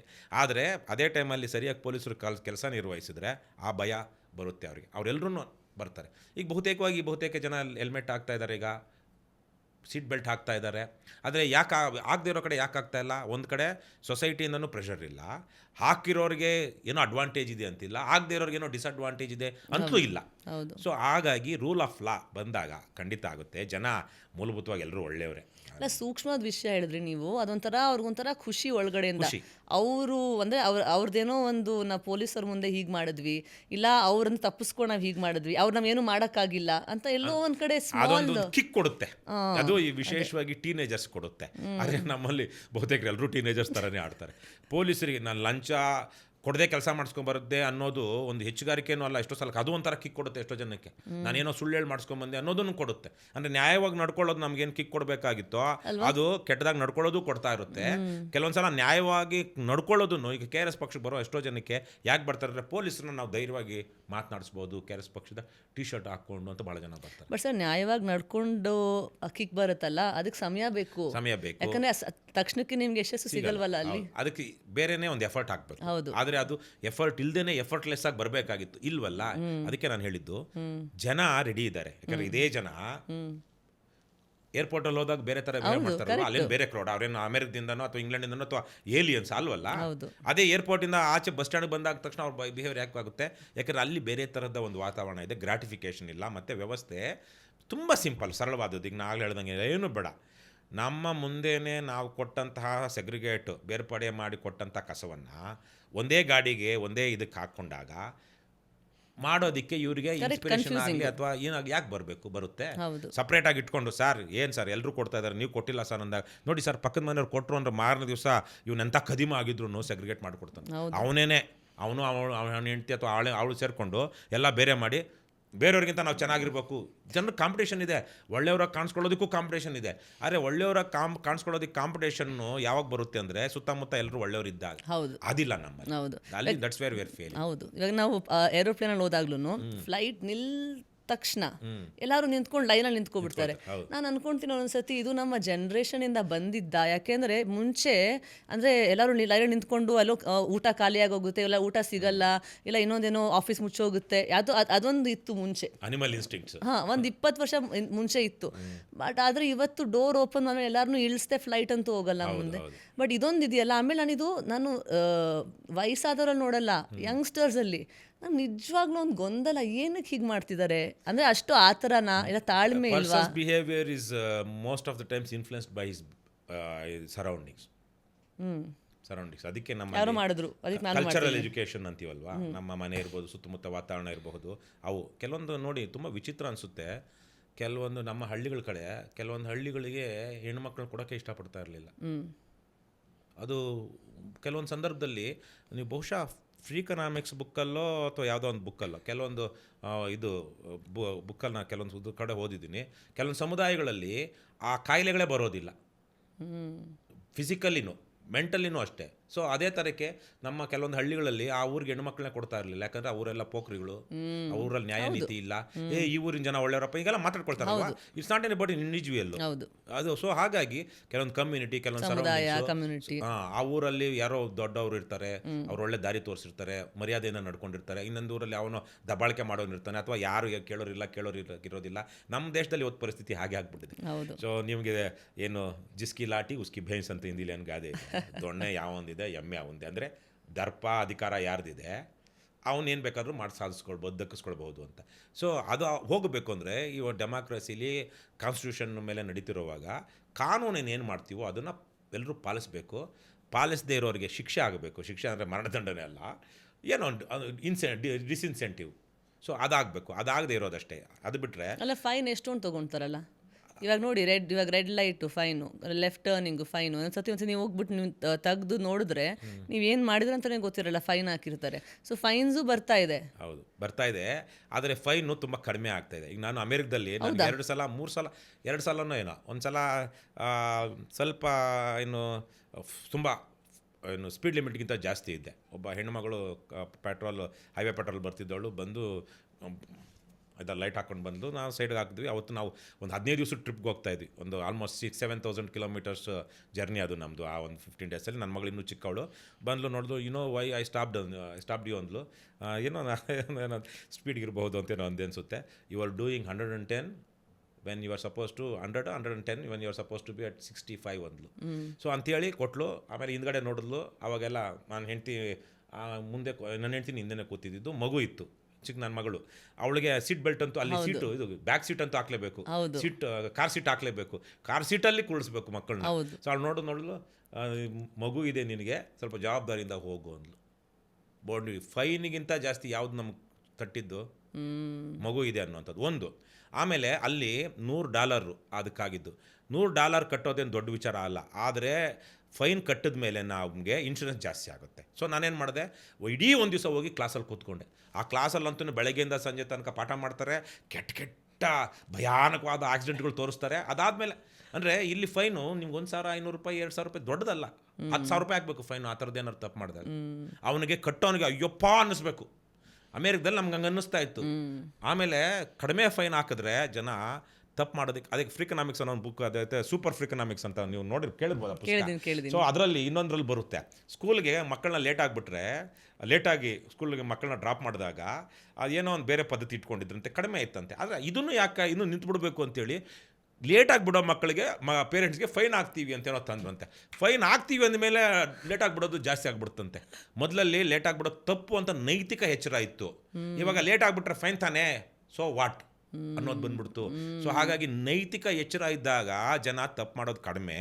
ಅದನ್ನೇ ನೀವು ದಂಡ ಹಾಕಿದ್ರೆ ಅವರಿಗೆ ಆ ನೈತಿಕ ಪಾಪ ಅಂತ ಇದೇನೋ ತಪ್ಪು ಅನ್ನೋದು, ನೈತಿಕವಾಗಿ ತಪ್ಪು ಅನ್ನೋದು ಅದು ಹೋಗ್ಬಿಟ್ಟಾಗ ಅವ್ರಿಗೆ ಬರೀ ದಂಡ ಅಂತ ಅನ್ನಿಸ್ದಾಗ ಅವರು ಆ ತಪ್ಪು ಮಾಡೋದಕ್ಕೆ ಸಿದ್ಧ ಆಗಿರ್ತಾರೆ ಅಂತ. ಸೊ ನೋಡಿ, ಅಂದರೆ ಎಮೋಷನ್ಸ್ ಯಾವ್ಯಾವ ಥರಕ್ಕೆ ಪ್ಲೇ ಆಗುತ್ತೆ, ಇವೆಲ್ಲನೂ ಒಂದೊಂದು ಕಡೆ ಒಂದೊಂದು ಥರಕ್ಕಾಗುತ್ತೆ. ಕೆಲವೊಬ್ಬರಿಗೆ ದಂಡ ಜಾಸ್ತಿ ಆದಾಗ ಅದು ನೈತಿಕವಾಗಿ ತಪ್ಪ ಸರಿನೋ, ಅಪ್ಪ ನನ್ನ ಕೈಯಲ್ಲಿ ದಂಡ ಕಟ್ಟಾಗೋದಕ್ಕೆ ಆಗೋದಿಲ್ಲ ಅಂತ ಮಾಡ್ತಾರೆ. ಆದರೆ ನೀವು ದಂಡ ಹಾಕ್ತೀರಾ if they can afford it, they don't care about what others think or whether it is wrong or right. ತಪ್ಪ ನಾವು ಅಷ್ಟೇ ಎಷ್ಟೋ ಸಲಿಗೆ ನಿಂದೇನು ಜಾಸ್ತಿ ಮಾತಾಡ್ತಾ ಇದೀಯಾ, ಹೆಲ್ಮೆಟ್ ಹಾಕಿಲ್ಲ, ಬಾಯಿ ಮುಚ್ಕೊಂಡು ದಂಡ ತಗೋ ಬಿಡು ಅಂತ ಕೇಳ್ತಾರೆ ದಬ್ಬಾಳಿಕೆ ಮಾಡಿದ್ರೆ. ಅದೇ ದಂಡ ಕಟ್ಟೋದೇ ಜಾಸ್ತಿ ಕಷ್ಟ ಆಗ್ಬಿಟ್ಟಾಗ, ಈಗ ನೋಡಿ ಕಾನೂನು ಏನು ಹೇಳುತ್ತೆ, 2 ವೀಲರ್ಸು ಯಾರೋ ತಗೊಂಡು 2 ವೀಲರೋ ಕಾರೋ ಯಾರಾದ್ರೂ ಲೈಸೆನ್ಸ್ ಇಲ್ಲದೆ ಇರೋರು ಓಡಿಸಿದಾಗ ಅದನ್ನು ಸೀಸ್ ಮಾಡಬೇಕು ಅಂತಿದೆ. ಎಲ್ಲಿ ಸೀಸ್ ಮಾಡ್ತಾರೆ? ಬೆಂಗಳೂರಲ್ಲಿ ಇವತ್ತಿಗೂ ಒಂದು 2 to 5% ಲೈಸೆನ್ಸ್ ಇಲ್ದಿರೋ ಓಡಿಸ್ತಾ ಇರುವಂಥ ಟೀನೇಜರ್ಸ್ ಇದ್ದಾರೆ, ಅಂಡರ್ ಏಜ್ 18 ಇಂತ ಕೆಳಗಡೆ ಇರೋರು. ಆದರೆ ಅವರು ಗಾಡಿನ ಸೀಸ್ ಮಾಡಿ ನಿಮ್ಮ ಅಪ್ಪನ ಕರ್ಕೊಬಂದರೆ ಅಪ್ಪ ಒಂದು ಮಾರನೇ ದಿವಸ ಕೊಡೋದಿಲ್ಲ, ಗಾಡಿ ಕೊಡ್ತಾನಾ? ಆದರೆ ಕೊಡ್ತಾ ಇದ್ದಾರೆ, ಇವ್ರೇನು ಪೊಲೀಸರೇ ಕೇಳೋದಿಲ್ಲ. ಸೊ ಹಾಗಾಗಿ ಕಾನೂನಲ್ಲಿ ತಪ್ಪಿಗೆ ಶಿಕ್ಷೆ ಇಲ್ಲ ಅಂತ ಆದಾಗ, ಅಂದರೆ ಆ ವ್ಯವಸ್ಥೆಯಲ್ಲಿ ತಪ್ಪಿಗೆ ಶಿಕ್ಷೆ ಇಲ್ಲ ಅಂತ ಆದಾಗ people are ready to do that mistake. ಅದೇನು ತುಂಬ ದೊಡ್ಡ ಮಹಾಪರಾಧ ಅಲ್ಲ, ಆದರೆ ಅದು ವ್ಯವಸ್ಥೆಯಲ್ಲಿ ಬೇರೆ ಬೇರೆ ತರಹದ ತರಂಗಗಳನ್ನ ಸೃಷ್ಟಿ ಮಾಡುತ್ತೆ. ಈ ಸಣ್ಣ ತಪ್ಪು ದೊಡ್ಡ ತಪ್ಪು ಮಾಡೋದಕ್ಕೆ ಹೋಗುತ್ತೆ, ಆ ನೈತಿಕ ಎಚ್ಚರ ಹೋಗುತ್ತೆ. ಸೊ ಹಾಗಾಗಿ ನಿಮಗೆ ನೈತಿಕ ಎಚ್ಚರ ಬಹಳ important. At the same time ನೈತಿಕ ಎಚ್ಚರದಷ್ಟೇ ಆ ನೈತಿಕ ಎಚ್ಚರನೂ ಕೆಲವೊಂದು ಬಾಹ್ಯದಿಂದ ಪ್ರೇರಣೆ ಆಗಬೇಕು. ಏನು ದೊಡ್ಡ ದಂಡ ಇದೆ, ದೊಡ್ಡ ಶಿಕ್ಷೆ ಇದೆ ಅಂತ, ಅವೆರಡೂ ಒಂದೇ ಇಲ್ಲ. ಆಮೇಲೆ ನೈತಿಕವಾಗಿ ಎಲ್ಲರೂ ಒಳ್ಳೆಯವರಾಗೇ ಇರ್ತಾರೆ ಅಂತ ನಾವು ಭಾವಿಸೋದಕ್ಕೂ ಆಗೋದಿಲ್ಲ. ಸರ್, ಇವಾಗ ನಾವು ಕರಪ್ಷನ್ ಬಗ್ಗೆ ಮಾತಾಡಿದ್ವಿ, ಭ್ರಷ್ಟಾಚಾರ, ರಾಜಕಾರಣ ಬಗ್ಗೆ, ಪಾಲಿಟಿಕ್ಸ್ ಬಗ್ಗೆ ಮಾತಾಡಿದ್ವಿ. ಸ್ವಲ್ಪ ಝೂಮ್ ಔಟ್ ಆಗೋಣ ಸರ್. ಇವತ್ತು ಇನ್ನೆಷ್ಟು ಸಮಸ್ಯೆಗಳಿದೆ, ನಾವು ಸುತ್ತಮುತ್ತ ನೋಡ್ತೀವಿ, ಪ್ರಪಂಚ ಹೇಗೆ ಬದಲಾಗಿದೆ, ಯಾವ್ಯಾವ ಸಮಸ್ಯೆಗಳನ್ನ ನಾವು ನಿರ್ಲಕ್ಷ್ಯ ಮಾಡಿದ್ದೀವಿ? ನಾವು ಅಂದರೆ ಬಹುತೇಕವಾಗಿ ಜನ ದೊಡ್ಡದಾಗಿ ನಿರ್ಲಕ್ಷ್ಯ ಮಾಡಿರೋದು ಅಂದರೆ ಜನಸಂಖ್ಯೆ ಮತ್ತು ಹವಾಮಾನ ವೈಪರೀತ್ಯ, ಏನು ಗ್ರೀನ್ ಹೌಸ್ ಗ್ಯಾಸಸ್ ಎಮಿಷನ್ ಅಂತೀವಲ್ವಾ, ಅದು ಬಹುತೇಕ ಜನ ಮೌಢ್ಯದಲ್ಲಿದ್ದಾರೆ. ಅವ್ರಿಗೇನಾಗ್ತಾಯಿದೆ ಅಂತ ಗೊತ್ತಿಲ್ಲ. ನೀವು ನೋಡಿರಬಹುದು, ಬಾಯಲ್ಲೇ ಇದೆ, ಆಲ್ಗೋರ್ದು ಒಂದು ಒಳ್ಳೆ ಡಾಕ್ಯುಮೆಂಟ್ರಿ ಇನ್ಕನ್ವೀನಿಯಂಟ್ ಟ್ರೂತ್ ಅಂತ, ಭಾಳ ಫೇಮಸ್ ಪಾಪ್ಯುಲರ್ ಡಾಕ್ಯುಮೆಂಟ್ರಿ ಅದು. ಅದರಲ್ಲಿ ಅವನು ಕಪ್ಪೆ ವಿಚಾರ ತೆಗಿರ್ತಾನೆ. ಒಂದು ಕಪ್ಪೆನ ಏನೋ ಉರಿತಿರೋ ಬಾಣಲೆಗೆ ಹಾಕ್ಬಿಟ್ರೆ ಅದು ಎಗರುತ್ತೆ. ಅದೇ ಒಂದು ನೀರಲ್ಲಿ, ಮಾಮೂಲಿಯಾಗಿರೋ ನೀರಲ್ಲಿ ಕಪ್ಪೆನ ಹಾಕಿ ಅದಕ್ಕೆ ಕೆಳಗಡೆ ಶಾಖ ಕೊಟ್ಟರೆ ಅದು ಕೊನೆಯ ತನಕ ಸ್ವಲ್ಪನೇ ಬಿಸಿ ಅಂದ್ಕೊಂಡು ಕೊನೆಗೆ ಸತ್ತೇ ಹೋಗುತ್ತೆ, ಎಗರೋದಿಲ್ಲ ಅದು. ಅದೇ ಬಿಸಿಯಾಗಿರೋ ನೀರಿಗೆ ಹಾಕಿದ್ರೆ ಥಟ್ಟಂಗ್ ಅಂತ ಎಗರ್ಬಿಡುತ್ತೆ, ಯಾಕಂದ್ರೆ ತಕ್ಷಣಕ್ಕೆ ಅದು ಗೊತ್ತಾಗಿದೆ ಅಂತ. ಸೊ ನಮ್ಮ ಗ್ಲೋಬಲ್ ವಾರ್ಮಿಂಗು ಆ ಥರಕ್ಕೆ ಹೋಗ್ತಾ ಇದೆ. ಪ್ರತಿ ವರ್ಷ ವಿ ಆರ್ ಬ್ರೇಕಿಂಗ್ ರೆಕಾರ್ಡ್ಸ್. ತುಂಬ ಒಳ್ಳೆ ಉದಾಹರಣೆ ಕೊಟ್ರಿ ನೀವು. ಅದೇ ಆಗ್ತಿದೆ ಬ್ರೇಕಿಂಗ್ ರೆಕಾರ್ಡ್ಸ್ ಪ್ರತಿ ವರ್ಷ. ಆದರೆ ಪ್ರತಿ ವರ್ಷ ಸ್ವಲ್ಪ ಆಗ್ತಾ ಇದೆಯಲ್ವಾ, ನಮ್ಗೆ ಅನ್ನಿಸ್ತಾ ಇಲ್ಲ ಇದ್ರದ್ದು ಬ್ಯಾಡ್ ಇದನ್ನು ಎಫೆಕ್ಟ್ಸ್ ಏನು ಅಂತ ಗೊತ್ತಾಗ್ತಾ ಇಲ್ಲ. ಹಾಗಾಗಿ ಜನರೆಲ್ಲರೂ, ಮಹಾತ್ಮ ಗಾಂಧೀಜಿ ಒಬ್ಬರೇ ಮಾತ್ರ ನನಗನ್ಸೋಗಿ ಇವಾಗ ಜನ ಬದಲಾಗಬೇಕು ಅಂದರೆ ಯಾವ ಹಾದಿಲಿ ಹೋಗ್ಬೇಕಾದ್ರೆ ಗಾಂಧಿ ಹಾದಿಲಿ ಹೋಗ್ಬೇಕು. ಸರಳ ಜೀವನ, ಸಹಜವಾದ ಸರಳವಾದ, ಏನು ನಿಸರ್ಗಕ್ಕೆ ಹತ್ತಿರವಾಗಿರುವಂಥ ಬದುಕು. ಆದರೆ ಇವತ್ತು ನಾವು ನ್ಯಾಚುರಲ್ ರಿಸೋರ್ಸ್ನ ಹೆಂಗೆ ಎಕ್ಸ್ಪ್ಲಾಯ್ಟ್ ಮಾಡ್ತಿದ್ವಿ ಅಂದರೆ ಪರವಾಗಿಲ್ಲ, ಎಕ್ಸ್ಪ್ಲಾಯ್ಟ್ ಮಾಡೋದ್ರಲ್ಲಿ ನಮಗೆ ಬೇಕಾಗಿರುವಂಥ ಇದಕ್ಕೆ ಮಾಡ್ಕೊಳ್ಳೋದು ಪರವಾಗಿಲ್ಲ. ಆದರೆ ಆ ಎಕ್ಸ್ಪ್ಲಾಯ್ಟ್ ಮಾಡ್ತಿರುವಂಥ ವಸ್ತು ಯಾವುದು, ಖನಿಜ ಆಗಲಿ ಅಥವಾ ತೈಲ ಆಗಲಿ, ಈಗ oil, fossil what does it produce? It produces more carbon dioxide. What does carbon dioxide do? It increases the temperature on earth. What does it do? It will do ಸಮುದ್ರದ ಎತ್ತರ, ಸಮುದ್ರದ ಇದು ಜಾಸ್ತಿ, ಸಮುದ್ರದಲ್ಲಿ ನೀರು ಜಾಸ್ತಿ ಆಗುತ್ತೆ, ಸಮುದ್ರ ಸಿ ಲೆವೆಲ್ ರೈಸ್ ಆಗುತ್ತೆ. ಲೆವೆಲ್ ರೈಸ್ ಆದಾಗ ಎಷ್ಟೋ ಸುತ್ತಮುತ್ತ ಬಾಂಗ್ಲಾದೇಶದ ಇವತ್ತಿನ ಒಂದು 20% ಬಾಂಗ್ಲಾದೇಶ ಇನ್ನೊಂದು 20-30 ವರ್ಷದಲ್ಲಿ ಮುಳುಗೋಗುತ್ತೆ. ಇದೇನು ನ್ಯೂಯಾರ್ಕಿಂದ ಹಿಡ್ಕೊಂಡು, ಲಾಸ್ ಏಂಜಲೀಸಿಂದ ಹಿಡ್ಕೊಂಡು, ನಮ್ಮ ಚೆನ್ನೈಯಿಂದ ಹಿಡ್ಕೊಂಡು, ಬಾಂಬೆಯಿಂದ ಹಿಡ್ಕೊಂಡು, ಈ ಥರದ್ದು ಇರುವಂಥ ಸಮುದ್ರದ ತೀರದಲ್ಲಿರುವಂಥ ಊರುಗಳಲ್ಲಿ ಒಂದಷ್ಟು ದೊಡ್ಡ ಮಟ್ಟದ ಕೆಟ್ಟ ಪರಿಣಾಮಗಳು 10-20 ವರ್ಷದಲ್ಲಿ. ಆಮೇಲೆ ತುಂಬ ಹತ್ತಿರ. ಆದರೆ ಇವ್ರೇನು ಮಾಡ್ತಾ ಇದ್ದಾರೆ, ಕ್ಯೂಟೋ ಅಂತ ಒಂದು ಕ್ಯೋಟೋದಲ್ಲಾದಂಥ ಒಂದು ಇದರಲ್ಲಿ ಒಪ್ಪಂದ, ಅಗ್ರಿಮೆಂಟ್, ಆಮೇಲೆ ಪ್ಯಾರಿಸ್ ಅಗ್ರಿಮೆಂಟ್, ಈ ಥರಕ್ಕೆಲ್ಲ ಮಾಡ್ಕೊಂಡು ಬೇರೆ ಬೇರೆ ದೇಶದವ್ರು ಮಾಡ್ತಾ ಇದ್ದಾರೆ. ಆದರೆ ಇಲ್ಲೇ ನಮ್ಮ ವಿಚಾರ ಬರ್ತಿರೋದು, ಜನ ಬದಲಾಗೋದಕ್ಕಾಗೋದಿಲ್ಲ. ಜನ ಯಾಕಂದರೆ ಒಂದೊಂದು ಕಡೆ ಒಂದೊಂದು ಥರಕ್ಕೆ ಇರ್ತಾರೆ. ಇವತ್ತಿಗೆ ನಮಗೆ ಎಲ್ಲ ಇಡೀ ಪ್ರಪಂಚಾದ್ಯಂತ ಜನ ಸರಳವಾಗಿ ಬದುಕುವಂಥದ್ದನ್ನ ನಾವು ಬಯಸೋದಕ್ಕಾಗೋದಿಲ್ಲ. ಗೌರ್ಮೆಂಟ್ಗಳು ದೊಡ್ಡ ರೋಲ್ ಪ್ಲೇ ಮಾಡುತ್ತೆ. ಅದರಲ್ಲೂ ಯಾವ ಗೌರ್ಮೆಂಟ್ಗಳು? ಚೈನಾ. ಅವ್ರಿಗೇನು ಜನ ನಮ್ಮ ಮೇಲೆ ದಂಗೆ ಹೇಳಬಾರ್ದು, ಜನಕ್ಕೆ ಏನು ಬೇಕು ಅದು ಕೊಟ್ಕೊಂಡು ನಮ್ಮ ಬಾಯಿ ಮುಚ್ಕೊಂಡು ನಮ್ಮ ಮಾತು ಕೇಳಬೇಕು ಅಂತ ಚೈನಾ ಎಕ್ಸ್ಪೆಕ್ಟ್ ಮಾಡುತ್ತೆ. Russia also does the same thing. ಯಾಕಂದರೆ ಅಲ್ಲಿ ಡೆಮಾಕ್ರಸಿ ಇರಬಹುದು, ಆದರೆ ಅಲ್ಲಿ ಆಲಿಗಾರ್ಕಿ ಇದೆ. ಅವ್ನು ಬೇಕಾದ ಹಾಗೆ ಅವನು ಎಲೆಕ್ಷನ್ ನಡೆಸ್ತಾನೆ, ಅವ್ನು ಬೇಕಾದಾಗೆ ಕಾನೂನು ಬದಲಾವಣೆ ಮಾಡ್ಕೊಳ್ತಾರೆ. ಜನ ಸುಮ್ಮನೆ ಮಾತಾಡದೆ ಒತ್ಕೊಂಡು ಬರ್ತಾ ಇದ್ದಾರೆ. ಆದರೆ ಏನಂತಾರೆ, ಯಾವುದು ರೆಸ್ಪಾನ್ಸಿಬಲ್ ಡೆಮಾಕ್ರಸಿ ಇದೆಯೋ ಅವರು ಇವತ್ತು ಗೌರ್ಮೆಂಟ್ಗಳಲ್ಲಿ ಪಾಲಿಸಿ ತರ್ತಾ ಇದ್ದಾರೆ. ಸೊ ಈ ಪಾಲಿಸಿಯಿಂದ ಮಾತ್ರ ಇದನ್ನೇನಾದ್ರು ಅರೆಸ್ಟ್ ಮಾಡೋದಕ್ಕಾಗುತ್ತೆ. ಕರಪ್ಷನ್ ಮತ್ತೆ ಪಾಲಿಟಿಕ್ಸ್, ಡೆಮಾಕ್ರಸಿ ಒಂದು ವಿಚಾರ. ಡೆಮಾಕ್ರೆಟಿಕ್ ಗೌರ್ಮೆಂಟ್ಸ್ ಮಾತ್ರ ಇದನ್ನೇನಾದ್ರೂ ಸರಿ ಮಾಡಬಲ್ಲದು. ಆಮೇಲೆ ಅದರಲ್ಲೂ ಡೆಮಾಕ್ರೆಟಿಕ್ ಗೌರ್ಮೆಂಟ್ಸಲ್ಲಿ ಯಾರು ಸರಿ ಮಾಡಬಲ್ಲರು? ಕರಪ್ಷನ್ ಇಲ್ಲದಿರುವಂತಹ, ಸಣ್ಣದಾಗಿ ಸಣ್ಣ ಆಲೋಚನೆ ಇಲ್ಲದಿರುವಂಥ. ಈಗ ಟ್ರಂಪ್, ಅಮೇರಿಕದ ಗೌರ್ಮೆಂಟ್ ಏನು ಅಂಥ ಕರಪ್ಟ್ ಅಲ್ಲ, ಅಮೇರಿಕದ ಜನನೂ ಅಂಥ ಕರಪ್ಟ್ ಅಲ್ಲ. ಆದರೆ ಟ್ರಂಪ್ ಅವನೇನು ಡ್ರಿಲ್ ಬೇಬಿ ಡ್ರಿಲ್ ಅಂತಾನೆ ಅಲ್ವಾ? ಸೊ ಅವನು ಫಾಸಿಲ್ ಫುಲ್ಸ್ ಬರ್ನ್ ಮಾಡ್ತಿದ್ದಾನೆ. ಸೊ ಹಾಗಾಗಿ ರೆಸ್ಪಾನ್ಸಿಬಲ್ ಡೆಮಾಕ್ರಸಿ ಅಂತ ನಾನು ಅದಕ್ಕೆ ಹೇಳಿದ್ದು. ಕರಪ್ಷನ್ ಇರೋ ಕಡೆ ಅದು ಡೆಮಾಕ್ರಸಿನೇ ಅಲ್ಲ ಅನ್ನೋಂಥ ಸ್ಥಿತಿ. ಇನ್ನೊಂದು ಕಡೆ ಈ ಅಥಾರಿಟೇರಿಯನ್ ಗೌರ್ಮೆಂಟ್ಸು, ಚೈನಾ ಇರಬಹುದು, ಬೇರೆ ಬೇರೆ ಈ ಥರ ನಾನ್ ಡೆಮಾಕ್ರೆಟಿಕ್ ಗೌರ್ಮೆಂಟ್ಸು. ಸೊ ಇವರೆಲ್ಲ ಅದನ್ನು ಮಾಡಲೇಬೇಕು ಅನ್ನೋ ದರ್ದಿಲ್ಲ, ಆ ಥರದ ವಿಷನ್ ಇಲ್ಲ. ಸೊ ಹಾಗಾಗಿ ಗೌರ್ಮೆಂಟ್ ಪಾಲಿಸಿಗಳಲ್ಲಿ ವರ್ಲ್ಡ್ ಆರ್ಡರ್ ಒಂದು ಬರಬೇಕು ನನ್ನ ಪ್ರಕಾರ. ಇವತ್ತೇನಿದೆ ನಮ್ಮದು ಯುನೈಟೆಡ್ ನೇಷನ್ಸ್ ಒಂಥರ ಹಲ್ಲಿಲ್ಲದ ಹಾವು, ಆಲ್ಮೋಸ್ಟ್ ಬೇಕಾರಾಗೋಗಿದೆ. ಸೊ ವರ್ಲ್ಡ್ ಆರ್ಡರ್ ಒಂದು ಬರಬೇಕು. ಸೊ ಆ ವರ್ಲ್ಡ್ ಆರ್ಡರಲ್ಲಿ ಇವೆಲ್ಲ ಎಲ್ಲ ಗೌರ್ಮೆಂಟ್ಗಳ ಮೇಲೆ, ಎಲ್ಲ ಸಮುದಾಯಗಳ ಮೇಲೆ ಹಾಕೋಂಗಾಗಬೇಕು. ಸೊ ನಮ್ಮ ದೇಶದಲ್ಲಿ ಕಷ್ಟನೇ ಅನಿಸುತ್ತೆ. ಮತ್ತೆ ಇದೆಲ್ಲ ಗ್ಲೋಬಲ್ ವಾರ್ಮಿಂಗು, ಕ್ಲೈಮೇಟ್ ಚೇಂಜ್ ಎಲ್ಲ ನಮ್ಮ ದೇಶದಲ್ಲಂತೂ ಇವತ್ತಿರುವಂಥವ್ರು ಹುಲಿ ಸವಾರಿ ಮಾಡ್ತಾ ಇದ್ದಾರೆ. ನಮ್ಮ ದೇಶದ ಜನ ಇವಾಗ ಒಂದಷ್ಟು ಕೊಂದ್ಕೊಂಡು ಬಿಟ್ಟಿದ್ದಾರೆ. ನಮ್ಮವರು ಅಷ್ಟೇ, ಚೈನಾದವರು ಅಷ್ಟೇ.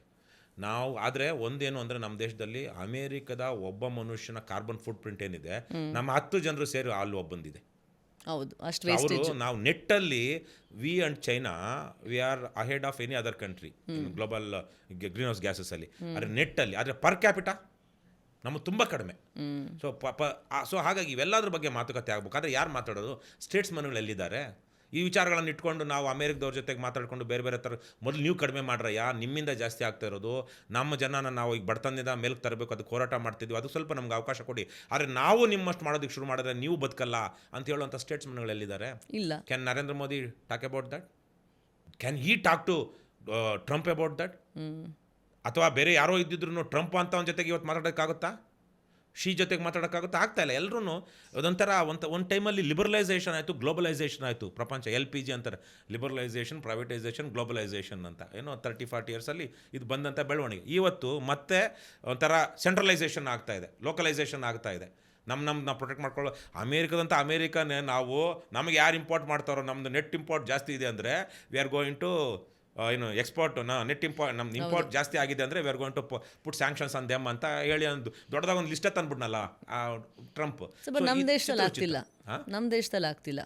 ನಾವು ಆಚೆ ಕಡೆಯಿಂದ ಬೀಜಗಳು, ಆಚೆ ಕಡೆ ನಮ್ಮ ಗ್ರೇನ್ಸ್ ಏನಿದೆ, ನಮ್ಮ ಅಕ್ಕಿ ಆಗಿರ್ಬೋದು, ಗೋಧಿ ಆಗಿರ್ಬೋದು, ಎಲ್ಲ ಕಾಳುಗಳು ಎಲ್ಲನೂ ನಾವು ಬೇರೆ ಕಡೆಯಿಂದ ನಾವು ಇಂಪೋರ್ಟ್ ಮಾಡ್ಕೊಂಡು, ನೀವು ಹೇಳ್ದಂಗೆ ಒಪ್ಪಂದಗಳು, ನೀವು ಅಲ್ಲಿ ಸ್ಟೇಟ್ಸ್ಮೆನ್ ಇಲ್ಲ ಯಾರು ಅಲ್ಲಿಲ್ಲ. ಆಮೇಲೆ ಇಲ್ಲೂ ಅಷ್ಟೇ, ಇವತ್ತು ನಮ್ಮದು ನೋಡಿ ಸಮಾಜ ಎಷ್ಟಾಗಿದೆ ಅಂದರೆ ಇವತ್ತು ಸಿಕ್ಕಾಪಟ್ಟೆ ವೇಸ್ಟ್ ಮಾಡ್ತಾ ಇದ್ದೀವಿ.